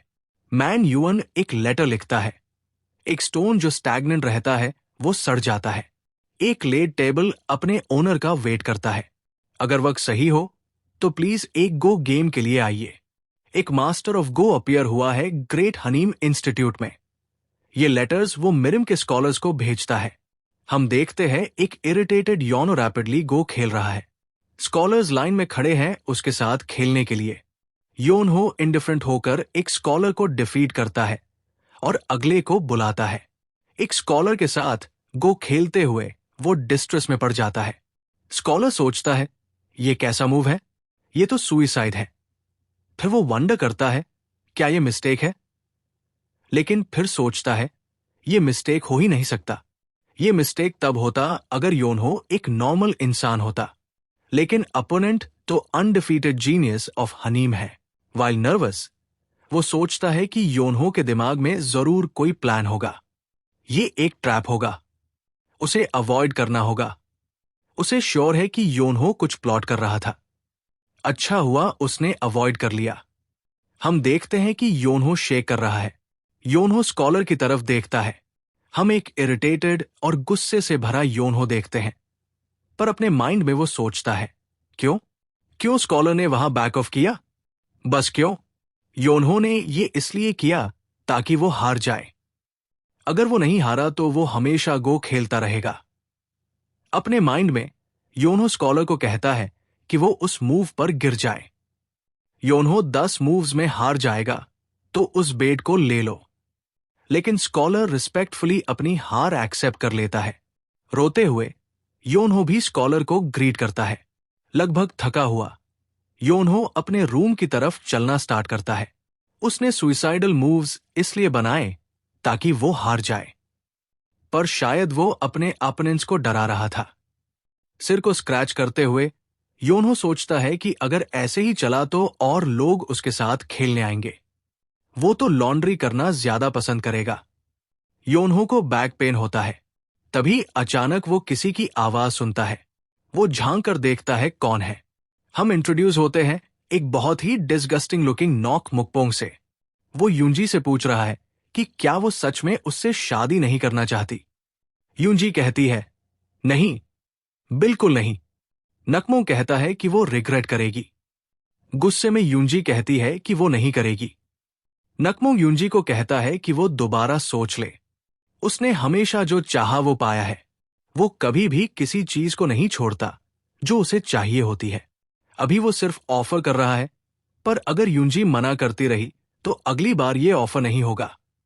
क्या यूंजी श्योर है कि ये सब ठीक है अगर ग्रेट हनीम इंस्टीट्यूट सिर्फ उसकी वजह से गिर जाए?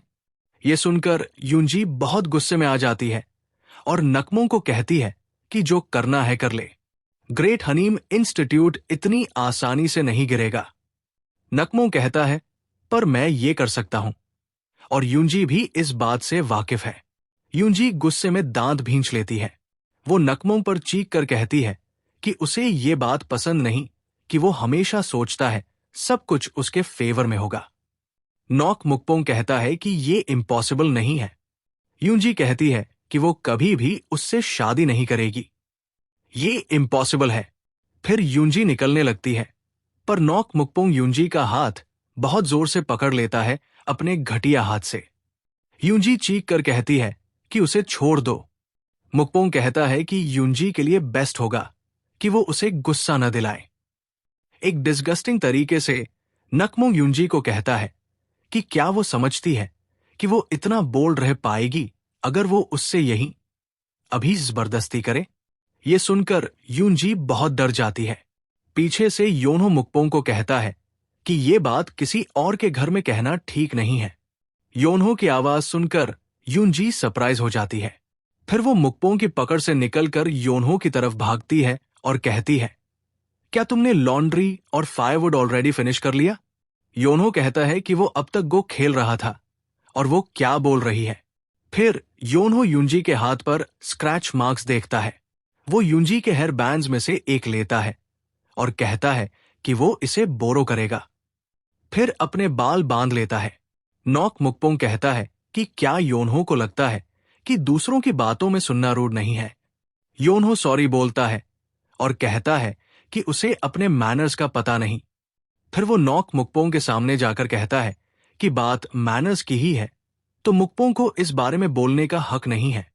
जो लोग मैनर्स की परवाह करते हैं, क्या वो ऐसे बिहेव करते हैं जैसे वो कर रहा है? एक डिस्गस्टिंग चेहरे के साथ मुकपोंग कहता है कि योनहो जरूर हनीम का जीनियस होगा। मॉकिंगली योनहो उसका शुक्रिया करता है रिकॉग्निशन के लिए, पर कहता है कि उसे आइडिया ही नहीं है वो कौन है। जब नॉक मुकपोंग अपना इंट्रोडक्शन देने लगता है, योनहो इग्नोर करके कहता है कि ठीक है, उसे फर्क नहीं पड़ता। मुकपोंग गुस्से में आ जाता है और कहता है कि हनीम का जीनियस बस गो खेले, उसके रास्ते में ना आए। योनहो कहता है, क्या शेम है, तुम तो दूसरों के रास्ते में आने में एक्सपर्ट लगते हो, बिल्कुल अभी की तरह। गुस्से में दांत भींचते हुए नकमोंग योनहो को कर्ज करता है, पर उसके कुछ कहने से पहले कुछ स्कॉलर्स आ जाते हैं और पूछते हैं वो कौन है। उनमें से एक स्कॉलर रिक्वेस्ट करता है कि योनहो कल उसके साथ खेले। सिचुएशन बदलते देख नकमोंग निकल जाता है। जाते हुए वो युंजी को याद दिलाता है कि वो भूल न जाए। अगर 3 दिन में वो उसकी बाहों में नहीं आई तो वो अपने तरीके से करेगा। हम देखते हैं एक डिसगस्टिंग फैट पिग को जाते हुए। योनहो युंजी से पूछता है वो कौन था। युंजी कहती है वो एक आदमी है जिसका नाम नकमोंग है। वो इंपीरियल पैलेस के एक अटेंडेंट का अडॉप्टेड सन है जिसके पास बहुत पावर है। योनहो पूछता है कि मैकपोंग उससे क्या बोल रहा था। युंजी कहती है कि मॉकपोंग उससे शादी करना चाहता है। युंजी हर बार उसे मना कर देती है, लेकिन ये बहुत अनोइंग है। योनहो कहता है, पर क्या वो ठीक नहीं है? वो एक अच्छे फैमिली से है और डिटर्मिन भी है। ये सुनकर युंजी बहुत गुस्सा हो जाती है और कहती है कि मकपोंग उससे शादी करना चाहता ही इसलिए है क्योंकि वो उसे यूज करना चाहता है, पसंद करने के लिए नहीं। वो कहती है कि शायद योनहो को न पता हो, लेकिन उसके फादर का रूइन में बहुत स्ट्रांग नेटवर्क है। लोग कहते हैं कि वो एक परफेक्ट कैंडिडेट है पॉलिटिशियन बनने के लिए, और वो इस तरह की लाइफ जी रहे हैं सिर्फ इसलिए नहीं कि उन्हें सिविल सर्विस में इंटरेस्ट नहीं है। तभी योनहो उसकी बात काट देता है और एक सिली जेस्चर करके कहता है, ये सब गो की वजह से है, राइट? युंजी कहती है, नहीं, बल्कि इंपीरियल पैलेस के यूनिक्स मेरे फादर से बहुत वेरी है। योनहो पूछता है, यूनिक्स ऐसा क्यों करेंगे? क्या वो सिर्फ एक इंस्टीट्यूट के ओनर नहीं है? युंजी कहती है, ये बस कोई इंस्टीट्यूट नहीं है। ग्रेट हनीम इंस्टीट्यूट बाकी इंस्टीट्यूट से अलग है। ये किसी और ऑर्गेनाइजेशन से अफिलिएटेड नहीं है। इस लेवल तक पहुंचना मुश्किल था, लेकिन इस वजह से उन्होंने और ऑर्गेनाइजेशंस के साथ डीप कनेक्शंस बनाए। यूनिक्स करप्ट और यूजलेस होते हुए भी पाव में इसलिए है क्योंकि रूइन की फोर्सेस अब तक यूनाइट नहीं हुई है। अगर मेरे फादर रूइन की फोर्सेस को कंट्रोल कर लेते तो यूनिक्स खतरे में पड़ जाते। इसी वजह से नाच पोंग का फादर डेस्परेट है मेरे फादर को सिविल सर्विस ज्वाइन करने से रोकने के लिए। अभी रिसेंटली मैक पोंग का फादर ने एक नया तरीका ढूंढा है, एक ऐसा तरीका जिसमें उन्हें रूल के यूनाइट होने का डर भी नहीं रहेगा और साथ ही रूइन में एक पावरफुल फिगर से क्लोज कनेक्शन भी बन जाएगा। यह तरीका है नाच पोंग और मेरे बीच की शादी। फिर दिखाया जाता है कि नकमोंग अपने फादर के सामने घुटने टेक कर माफी मांगता है। वो कहता है कि एक ऐसा इंसान सामने आ गया है जिसे जीनियस ऑफ हनीम कहा जाता है और इस वजह से प्लान कंटिन्यू करना मुश्किल हो सकता है। फिर हमें इंट्रोड्यूस कराया जाता है यूनिक्स के हेड नागी से। नगजी पूछता है, ये जीनियस ऑफ हनीम वही यूजलेस लड़का नहीं है जो दिन भर सिर्फ गो खेलता है? मॉकपोंग कहता है, प्रॉब्लम जीनियस ऑफ हनीम नहीं है, प्रॉब्लम यह है कि पूरे देश से लोग उसके साथ गो खेलने आ रहे हैं। उसकी हर एक्टिविटी पर नजर रखी जा रही है। इतने सारे आंखों के बीच वो कुछ भी कर नहीं पाता। अगर वो ऐसी सिचुएशन में कुछ करने की कोशिश करे तो प्रॉब्लम हो जाएगी। दिखाया जाता है कि नॉकपोंग डर के मारे पसीना पसीना होकर अपने अडॉप्टिव फादर को रिपोर्ट कर रहा है। नाची कहता है कि वो समझता है क्यों मैक पोंग हेजिटेंट है। मैक पोंग माफी मांगता है। नच्ची कहता है, क्या तुम्हें लगता है ये मिशन सिर्फ तुम्हारे लिए है? इंपीरियल पैलेस को टेक ओवर करना एक मिशन है जो हमें एक ही इंसान ने दिया है, और इस मिशन में फेल होना तुम्हारे लिए और मेरे लिए दोनों के लिए ऑप्शन नहीं है।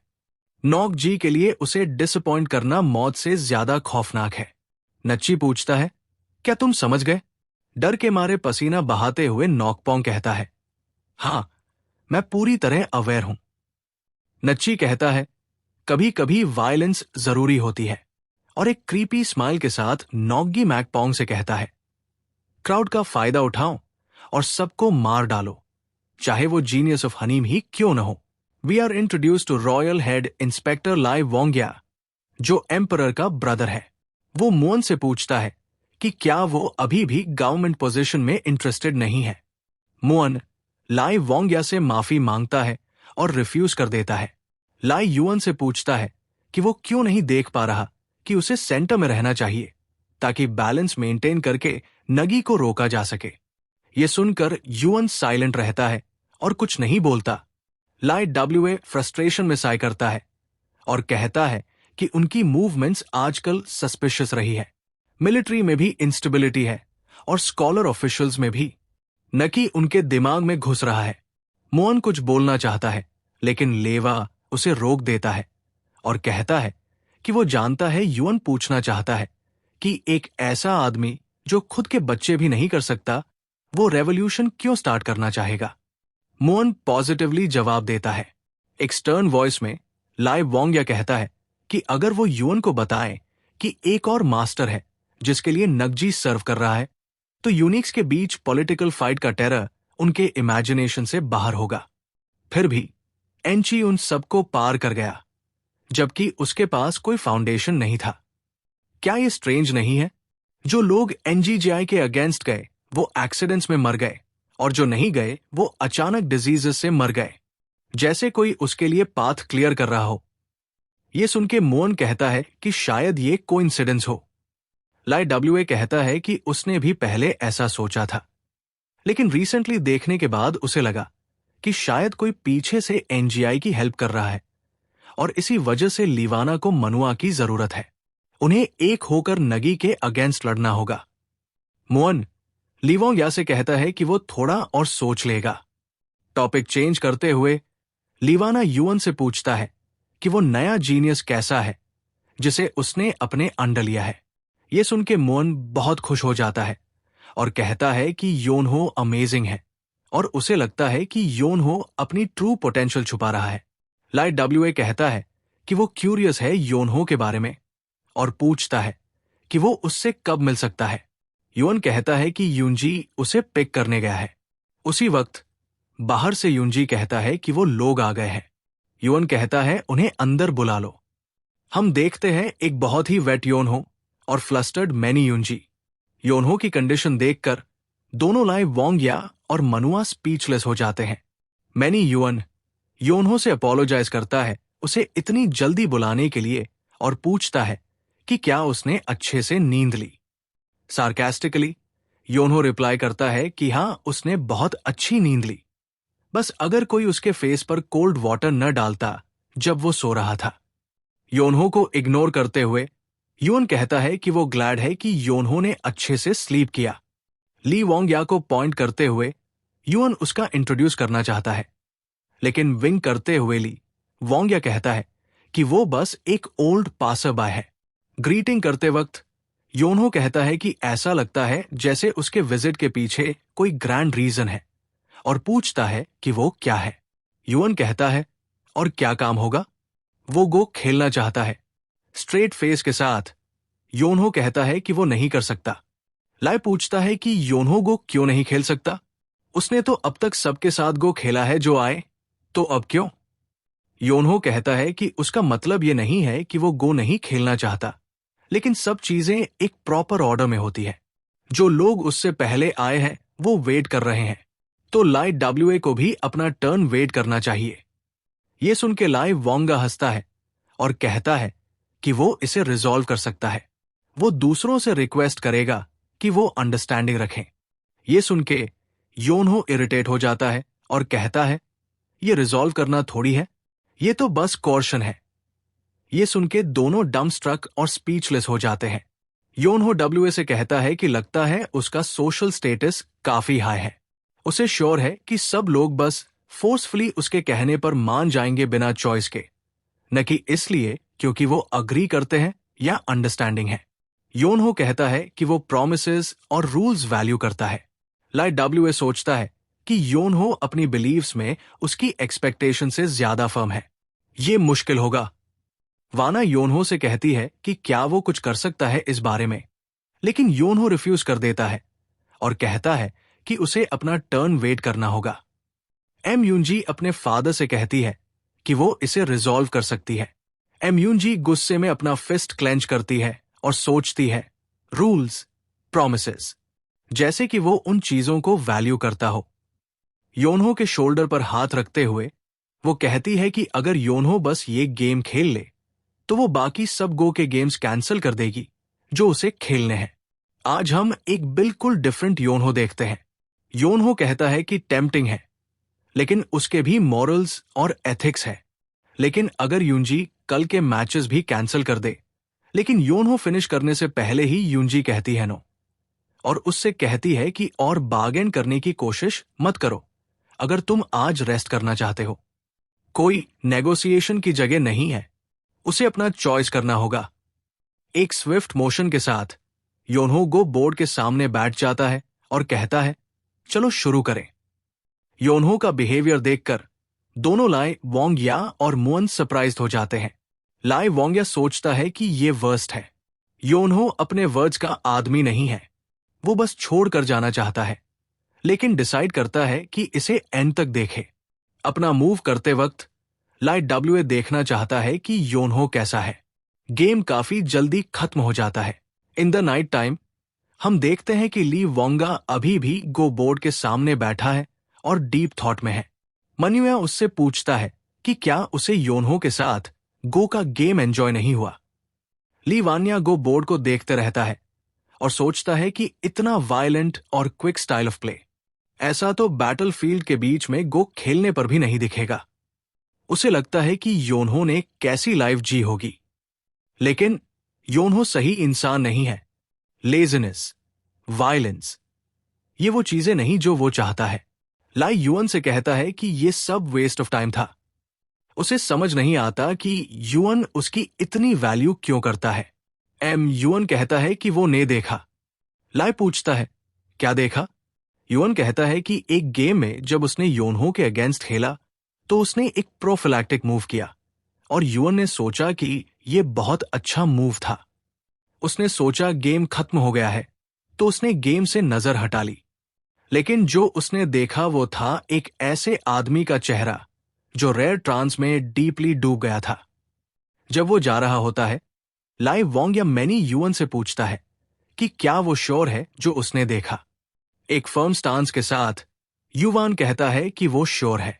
पाउट करते हुए लिया कहता है कि उसका इंटेंशन भी योनहो को लेने का नहीं है। उसका टाइम वेस्ट हुआ, लेकिन उसे युअन को देखने का मौका मिला तो पूरा वेस्ट नहीं था। लाई डब्ल्यूए कहता है कि उसे कल सुबह जल्दी निकलना है। युअन पूछता है, क्या वो इतना बिजी है? लिया युअन को बताता है कि उसने पहले ही कहा था कि एटमॉस्फेयर टेंस हो गया है आजकल। चांद को देखते हुए लीवाना कहता है, क्या शेम है, रात इतनी परफेक्ट है। हम देखते हैं कोई हनीम इंस्टीट्यूशन के गेट के बाहर अपीयर होता है। हम देखते हैं एक मास्क्ड मैन नॉक मकपोंग को रिपोर्ट कर रहा है कि प्रेपरेशंस कंप्लीट हो चुकी है। ड्रामेटिक साइट में हम देखते हैं कि काफी मास्क्ड मेन सोर्ड्स के साथ नॉक एमपी के पीछे खड़े हैं, ready to strike any time. Creepy smile के साथ नॉक मॉकपोंग ऑर्डर देता है कि काम जल्दी से खत्म करो। मास्क्ड मेन लीप करके ग्रेट हनीम इंस्टीट्यूट पर अटैक कर देते हैं। हम देखते हैं कोई प्रेमिसेस ब्रूम कर रहा है। जैसे ही वो साउंड सुनता है, वो पीछे देखकर तुरंत किल्ड हो जाता है। उसका खून हनीम गेट पर छिड़क जाता है। नॉकपोंग गेट खोलता है और जैसे ही वो हनीम इंस्टीट्यूट के अंदर आता है, हम देखते हैं कि मास्क्ड मेन हनीम स्कॉलर्स का मासकर कर रहे हैं। मॉकपोंग कहता है, इसीलिए युंजी को उसकी बात सुन लेनी चाहिए थी जब वो अभी भी अच्छा था। मैकपोंग मास्क्ड मेन को ऑर्डर देता है कि सबको मार दो। एक डिस्गस्टिंग स्माइल के साथ नकमोंग कहता है, आज रात ग्रेट हनीम इंस्टीट्यूट एक ऐसी प्रिजन बन जाएगी जहां से एक चूहा भी एस्केप नहीं कर पाएगा। हम देखते हैं कि योनहो पीसफुली सो रहा है, जबकि बाहर ये सब हो रहा है। युंजी को सोचते हुए मॉकपोंग कहता है कि आज वो उस को एक लेसन सिखाएगा। मास्क्ड मेन सब स्कॉलर्स को राउंड अप करके बांध देते हैं। मोहन पूछता है, इसका मतलब क्या है? नक मकपोंग कहता है कि उन्हें इंफॉर्मेशन मिली है कि ग्रेट हनीम इंस्टीट्यूट में सस्पिशियस एक्टिविटी हो रही है। सुनने में आया है कि हाई अथॉरिटी लोग यहां रिसेंटली विजिट कर रहे हैं। गुस्से में युअन पूछता है, इसमें सस्पिशियस क्या है? एक स्मग फेस के साथ मैकपोंग कहता है, पॉलिटिकल और मार्शल पावर दोनों के साथ लोग यहां इकट्ठा हो रहे हैं। इसका सिर्फ एक रीजन हो सकता है, रेवोल्यूशन। गुस्से में मोन पूछता है, मैकपोंग ये क्या बकवास कर रहा है? ये लोग सिर्फ गो खेलने आए हैं। मॉकपोंग युअन से पूछता है कि क्या वो चाहता है मैकपोंग बिलीव करे कि इतने लोग सिर्फ गो खेलने के लिए इकट्ठा हुए हैं। पैनिक में मोन कहता है कि वो सीरियस है। ही इज श्योर कि मैकपोंग ने रूमर सुने हैं अबाउट द जीनियस। मॉकपोंग कहता है कि हां, उसने रूमर सुने थे, पर रूमर्स इजीली बनाए जा सकते हैं। मॉकपोंग पूछता है, और कहा है वो so called genius? Masked man में से एक मैकपोंग से पूछता है कि वो किसको ढूंढ रहा है। मॉकपोंग कहता है जीनियस, जिसके बारे में युअन बात कर रहा था। मास्क्ड मैन कहता है कि बिल्डिंग में कोई और बचा ही नहीं। नॉकपोंग पूछता है, क्या योनहो भाग गया? शायद वो पहले ही निकल गया होगा। यहां आने के बाद भागना इम्पॉसिबल है। मुकपोंग योनहो को लकी बास्टर्ड बुलाता है। मॉकपोंग स्कॉलर से कहता है कि अगर वो इनोसेंट है तो उन्हें फ्री कर दिया जाएगा। अगर उनपे कोई प्रॉब्लम ना मिली तो उनसे माफी भी मांगी जाएगी। तभी एक मास्क्ड मैन एक बुक लाता है और कहता है उसने इसे पाया है। वो कहता है ये एक अग्रीमेंट है उन लोगों का जो रेवोल्यूशन प्लान कर रहे थे। ये सुनकर युअन शॉक हो जाता है और कहता है कि उन्होंने ऐसा कभी नहीं किया। लेजर दिखाते हुए मैकपोंग कहता है कि प्रूफ उनके सामने है। युअन सोचता है कि मैकपोंग पहले से ही उन्हें फ्रेम करने आया था। कुछ स्कॉलर्स कहते हैं कि उन्होंने कुछ नहीं किया, वो इनोसेंट है। एक कहता है कि उसे पता भी नहीं था, वो ऐसी एक्टिविटीज में शामिल होने नहीं आया था। तब लाई डब्ल्यूए उठकर खड़ा होता है और कहता है, कितना इंटरेस्टिंग इंसिडेंट है। उसे देखकर मैकपोंग फ्लस्टर्ड और सरप्राइज हो जाता है। चिल्लाते हुए लाई डब्ल्यूए कहता है कि मैकपोंग उसे रॉयल हेड इंस्पेक्टर बुलाए। मैकपोंग और मास्क्ड मैन चुप हो जाते हैं। लाई डब्ल्यूए को देखकर स्कॉलर्स रिलीव हो जाते हैं और कहते हैं कि अब वो सबको इनोसेंट साबित कर देंगे। मॉकपोंग ली वाना को ग्रीट करता है और कहता है कि अगर वो जानता कि वो यहां है तो ऐसा काम कभी ना करता। लाई डब्ल्यूए कहता है कि वो ग्रजेस होल्ड करने वाला नहीं है और मैकपोंग को कहता है कि सबको फ्री करे। अपना कंपोजर वापस पाते हुए मैकपोंग कहता है कि उससे पहले उसके पास लाई डब्ल्यूए से एक सवाल है। डब्ल्यूए पूछता है क्या? मैकपोंग कहता है कि उसने रेवोल्यूशन क्यों प्लान किया और एक डिस्गस्टिंग स्माइल के साथ कहता है कि क्या लाई डब्ल्यूए ने सोचा था कि मैकपोंग उसे यहां होने के बारे में नहीं जानता। लाई डब्ल्यूए कहता है, तुम क्या कह रहे हो? मास्क्ड मैन लाई डब्ल्यूए को ग्राउंड पर गिरा देते हैं। मैकपोंग कहता है कि हमेशा एक रेवोल्यूशन का सेंट्रल फिगर होता है। उसने नहीं सोचा था कि वो कोई स्कॉलर होगा। सबसे ज्यादा सेंस ये बनाता है कि वो लाई डब्ल्यूए हो, जो एम्परर का फैमिली मेंबर है। गुस्से में लाई डब्ल्यूए मैकपोंग पर चिल्लाता है कि उसका एरोगेंस हद से ज्यादा है। कैसे उसने उस पर फ्रेम करने की हिम्मत की? क्या वो सोचता है कि अपने एक्शंस के कॉन्सिक्वेंसेस से बच जाएगा? लाई डब्ल्यूए कहता है कि वो मैकपोंग को छोड़ने वाला नहीं है। मुकपोंग कहता है कि लाई डब्ल्यूए कुछ मिसअंडरस्टैंडिंग कर रहा है। वो कभी एम्परर को रिपोर्ट नहीं कर पाएगा क्योंकि वो उसे दोबारा देखने वाला ही नहीं। मैकपोंग कहता है कि रेवोल्यूशन का पनिशमेंट तुरंत एग्जीक्यूशन है, सबको यही मरना होगा। मैकपोंग कहता है कि उनके पास रेवोल्यूशनरीज के सिग्नेचर्स है। हिज मैजेस्टी क्या सोचेंगे? ये बहुत ऑब्वियस है कि सब रेवोल्यूशन प्लान कर रहे थे। ये कहकर मॉकपोंग जोर से हंसता है और मैकपोंग को बास्टर्ड बुलाता है। लाई डब्ल्यूए कहता है कि हेवेंस भी उसे माफ नहीं करेंगे। मॉकपोंग कहता है ब्रैगिंग करते रहो और कहता है कि सबसे पहले मरने वाला मनुंजी होगा। मॉकपोंग यूंजी से कहता है कि उसने वार्न किया था कि वो अपनी मर्जी से काम करेगा। यूंजी ने उसे रिजेक्ट करके सबको मौत तक ला दिया है। मॉकपोंग पूछता है क्या यूंजी अब अपना माइंड चेंज करने को रेडी है। यूंजी मैकपोंग के फेस पर थूक देती है और कहती है कि वो यहां मरना पसंद करेगी पर उससे शादी कभी नहीं करेगी। ये सुन के मैकपोंग डिस्गस्टिंग फेस बनाता है। यूंजी का चीक टच करते हुए मॉकपोंग कहता है कि टेंशन मत लो, वो उसे नहीं मारेगा। वो ऐसा करेगा कि यूंजी सोचेगी कि मौत उसके लिए बेहतर है। वो कहता है वर्स्ट सिनारियो इमेजिन करो। वो उसे ऐसा पेन देगा जो 100 गुना ज्यादा होगा, जितना वो कभी सोच भी नहीं सकती। अपनी टंग बाइट करने की कोशिश करते हुए यूंजी कहती है, क्या वो सोचता है कि मैं ऐसा होने दूंगी? मैं मरना पसंद करूंगी पर उससे अपमान कभी नहीं सहूंगी। मॉकपोंग यूंजी से कहता है कि अगर वो खुद को मार लेगी तो उसका फादर टॉर्मेंट झेलेगा। अगर उसका फादर भी खुद को मार लेगा तो बाकी लोग यहां टॉर्मेंट झेलेंगे। मॉकपोंग कहता है यूंजी से कि ये यही खत्म नहीं होगा। रेवोल्यूशन प्लान करने वालों के फैमिली मेंबर्स भी मारे जाते हैं। अगर वो खुद को मारना चाहती है तो करे, लेकिन बाकी सब उनके गुनाहों की सजा भुगतेंगे। मॉकपोंग हंसते हुए कहता है कि बाकी सबको उसके बदले में भुगतना पड़ेगा। यूंजी गुस्से में अपने दांत भींच लेती है। उसके बाल खींचते हुए मैकपोंग कहता है कि वो खुद को मार ले। ही वुडंट माइंड और ज्यादा लोगों के आने से एंटरटेन होने में। एनीवे, जब मैकपोंग ने यूंजी का चीक टच किया तो उसने कहा, देन शुड दे बिगिन? यूंजी कुछ कर नहीं पा रही थी। अपने माइंड में किसी से हेल्प के लिए प्लीड करती है। जब वो अपनी आइज खोलती है, उसका फेस ग्लूमी हो जाता है। उसने देखा कि योनहो जा रहा था। योनहो वॉल क्लाइंब करना स्टार्ट करता है और जैसे ही वो लीव करने वाला होता है, यूंजी उसे लाउडली बुलाती है और सब लोग देख लेते हैं कि योनहो लीव करने की कोशिश कर रहा था। वाई? योनहो ऑकवर्ड सिचुएशन में फंस जाता है, फिर इडियट की तरह लाफ करना शुरू कर देता है। यूंजी पूछती है, वो क्या कर रहा है? योनहो बोलता है, क्या वो ये नहीं बता सकती कि वो इसे बुक कर रहा है? यूंजी पूछती है, क्या वो उससे मजाक कर रहा है?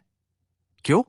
योनहो बोलता है, ये कहने में क्या गलत है कि वो इसे बुक कर रहा है जब वो एक्चुअली कर ही रहा है। उसे लगता है शायद यूंजी को उसका कहने का तरीका पसंद नहीं आया। क्या उसे कहना चाहिए कि वो अपने आप को एक्सक्यूज कर रहा है?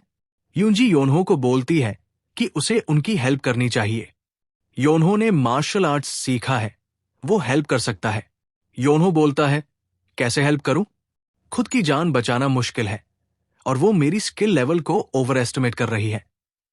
ऐसे सिचुएशन में बेस्ट चॉइस यही है कि एक्ट करे जैसे उसने कुछ देखा ही नहीं। हाथ हिलाते हुए योनहो इंट्रूडर से बोलता है कि उसने कुछ देखा ही नहीं। वो जो कर रहे थे वो कंटिन्यू करें। ये सुनकर सब सोचते हैं कि क्या पीस ऑफ है योनहो। मैकपोंग योनहो पर चिल्लाता है और बोलता है कि वो ऑलरेडी रेवोल्यूशन में इन्वॉल्व हो चुका है। पूरा वर्ल्ड उसके अगेंस्ट होगा, कहीं भी सेफ नहीं होगा। योनहो बोलता है मैकपोंग से कि वो श्योर कैसे हो सकता है। मैकपोंग उसे फूल बोलकर कहता है, वर्ल्ड बड़ा हो सकता है पर हर जगह आइज है, उसे ढूंढना मुश्किल नहीं होगा। योनहो लीव करते वक्त मॉकपोंग से बोलता है कि बाद में उसे ढूंढ लेना। मॉकपोंग मास्क्ड मैन को बोलता है कि योनहो को पकड़ो। मास्क्ड मैन योनहो की तरफ चार्ज करते हैं। ये देखकर यूंजी योनहो को रन करने के लिए बोलती है। ये सुनकर योनहो सरप्राइज हो जाता है और यूंजी से बोलता है कि अभी तो वो हेल्प करने के लिए कह रही थी और अब रन करने के लिए बोल रही है। वो क्या करे? एक मास्क्ड मैन योनहो को मिस कर देता है और सोचता है, Was it an afterimage? योनहो उसे एल्बो करके ग्राउंड पर गिरा देता है और ड्रामेटिक तरीके से बोलता है, What a hassle। फिर यूंजी से कहता है कि वो कितनी स्ट्रेंज वुमन है। मास्क्ड मैन ऑकवर्ड पोजीशन में आ जाते हैं। ये देखकर यूंजी को समझ नहीं आता क्या करे। सारे स्कॉलर्स डम्बस्ट्रक हो जाते हैं। मुकपोंग सिचुएशन समझ नहीं पाता। वो योनहो से बोलता है कि उसके पास तो स्किल्स थी आफ्टर ऑल। योनहो मॉकपोंग को कॉम्प्लीमेंट के लिए थैंक्स बोलता है। इरिटेटेड मैकपोंग कहता है कि वो प्रेस नहीं था। मॉकपोंग मास्क्ड मैन हुकिल को बुलाता है और कहता है कितनी देर तक उसे ये रिडिकुलस ह्यूमिलिएशन झेलनी पड़ेगी। मास्क्ड मैन अपोलोजाइज करके बोलता है कि वो तुरंत हैंडल करेगा। मुकपोंग बोलता है मास्क्ड मैन को कि योनहो को किल मत करना। मास्क्ड मैन पूछता है वाई। मॉकपोंग कहता है कि वो खुद अपने हाथों से योनहो को रिप करेगा। मास्क्ड मैन योनहो की तरफ चार्ज करता है, पर योनहो उसे बोलता है एक सेकंड रुकने को। मास्क्ड मैन पूछता है व्हाट इज इट। योनहो बोलता है उसे अपनी स्वॉर्ड चाहिए। क्या वो यहां थोड़ी देर रुक सकता है। योनहो सोचता है कि उसकी स्वॉर्ड उसके रूम में है। मास्क्ड मैन उसे क्रेजी बास्टर्ड बोलता है। योनहो मास्क्ड मैन से कहता है कि वो ऑलरेडी ओल्ड लग रहा है, और जब एक यंगर गाय बोल रहा है कि वो अपनी स्वॉर्ड लेने जा रहा है तो उसे प्रॉब्लम क्यों है। मास्क्ड मैन योनहो को शट अप बोलता है। ब्रूम को देखते हुए योनहो कहता है कि 5 साल पहले ऐसा नहीं था। दुनिया बीच में इतनी हर्ष कैसे हो गई। योनहो ब्रूम उठाता है और मास्क्ड मैन पूछता है कि वो क्या कर रहा है। योनहो बोलता है कि जब वो उसे अपनी स्वॉर्ड लेने नहीं दे रहा तो ब्रूम ही यूज करेगा। गुस्से में मास्क्ड मैन पूछता है कि क्या वो उसका मजाक उड़ा रहा है। स्मग फेस के साथ योनहो कहता है वो उससे गुस्सा क्यों हो रहा है। अगर वो चाहता है तो उसे अपनी स्वॉर्ड फेच करने दे। मास्क्ड मैन योनहो की तरफ चार्ज करते हुए कहता है कि वो उसे किल नहीं करेगा, लेकिन इतना पेन देगा कि वो डेथ विश करे, चाहे बाद में योनहो रोए और बैक करे। इंडिफरेंट होते हुए योनहो बोलता है बस अब स्टार्ट कर दे, अभी जस्ट वेक अप हुआ हूं और अभी भी स्लीपी हूं। मास्क्ड मैन गुस्से से बॉयल करता है और योनहो की तरफ चार्ज करता है, पर योनहो ब्रूम से उसके हेड पर स्ट्राइक करके उसे पीछे उड़ा देता है। मास्क्ड मैन सोचता है व्हाट इज दिस, फिर वो अनकॉन्शियस हो जाता है। नकमुयन और लीवाना ये देखकर सरप्राइज हो जाते हैं और समझ नहीं पाते क्या करें। योनहो फिर बोलता है as expected trash is best cleaned with a broom. Masked man फिर से होश में आता है और सिचुएशन समझ नहीं पाता, pointing the broom at the masked man. योनहो उससे कहता है कि थैंकफुल हो कि ये यही खत्म हुआ, क्योंकि सामने योनहो था। उसे इतना ऑनेस्टली रश नहीं करना चाहिए था। पहले उसे चाहिए था कि, लेकिन सेंटेंस कंप्लीट करने से पहले ही मास्क्ड मैन योनहो को बास्टर्ड बोलता है। फिर योनहो उसे ब्रूम से मारना स्टार्ट करता है और कहता है कि वो उसे पोलाइटली समझा रहा था और वो ऐसा करता है। मास्क्ड मैन सोचता है कि योनहो बहुत फास्ट है। फिर वो योनहो से पीछे हट जाता है। उसके दिमाग में आता है कि वो मानना नहीं चाहता, लेकिन मानना पड़ेगा। ये अनबिलीवेबल है। योनहो सिर्फ लाउड माउथ नहीं है, लेकिन रियल कॉम्बैट में हमेशा स्ट्रॉन्गेस्ट नहीं जीतता। तब वो deadly poison 7 step soul chasing serpent निकालता है। पॉइजन देखकर योनहो कहता है नहीं लगता तुझे ये गंदा है। फिर वो कहता है लेकिन पॉइजन मुझ पे वर्क नहीं करेगा। मास्क्ड मैन पूछता है क्या तुम कह रहे हो कि तुम सब पॉइजन्स के लिए इम्यून हो। योनहो कहता है नहीं, मैंने कोई जिनसेंग रूट्स बॉयल करके खाए नहीं है। ऑफ कोर्स पॉइजन उस पर वर्क करता है, वो इम्यून नहीं है, लेकिन उससे पहले ही। योनहो चार्ज करके मास्क्ड मैन के सामने आ जाता है और उसके हाथ से पॉइजन डैगर गिरा देता है। फिर वो एक और स्ट्राइक करता है और मास्क्ड मैन सोचता है कि उसे ब्लॉक करना पड़ेगा। योनहो फिर कहता है तुमने एक्चुअली सोचा कि मुझे ब्लॉक करना होगा, और फिर योनहो उसे स्ट्राइक करता है, लेकिन मास्क्ड मैन अवॉइड नहीं कर पाता। वो फिर से जमीन पर गिरकर अनकॉन्शियस हो जाता है। योनहो कहता है कि उसके मास्टर हमेशा बोलते थे अगर एनिमी लग रहा है कि कुछ बड़ा प्रिपेयर कर रहा है तो वेट मत करो, सीधा उसे नॉकआउट कर दो। नॉक मैक पोंग सोचता है कि हुकुल को इतनी इजीली डिफीट करना इम्पॉसिबल है। वो डार्क फोर्स का हेड था जो उसके फादर ने डेकेड्स लगाकर बनाया था। योनहो मैक पोंग से कहता है कि अगर वो यही बैक डाउन करे तो दोनों के लिए बेटर होगा। तब मैक पोंग हाथ क्लैप करता है और एक वियर्ड स्माइल के साथ कहता है एक्सलेंट। इतनी मार्शल प्रावेस उसके एज में, ट्रूली एक्सलेंट। योनहो एम्बरस फील करता है यूजी फिर पूछती है योनहो से कि वो खुश क्यों हो रहा है मैक पोंग के प्रे सुनकर। मैक पोंग कहता है कि उसके लिए अनफॉर्चुनेट है कि हुकुल योनहो को गिरा नहीं पाया, लेकिन दूसरी तरफ देखा जाए तो एक मार्शल आर्टिस्ट जैसे योनहो से मिलना ही वर्थ है। फिर एम्पियोंग योनहो को अपने लिए काम करने को बोलता है। ये सुनकर योनहो सरप्राइज होता है।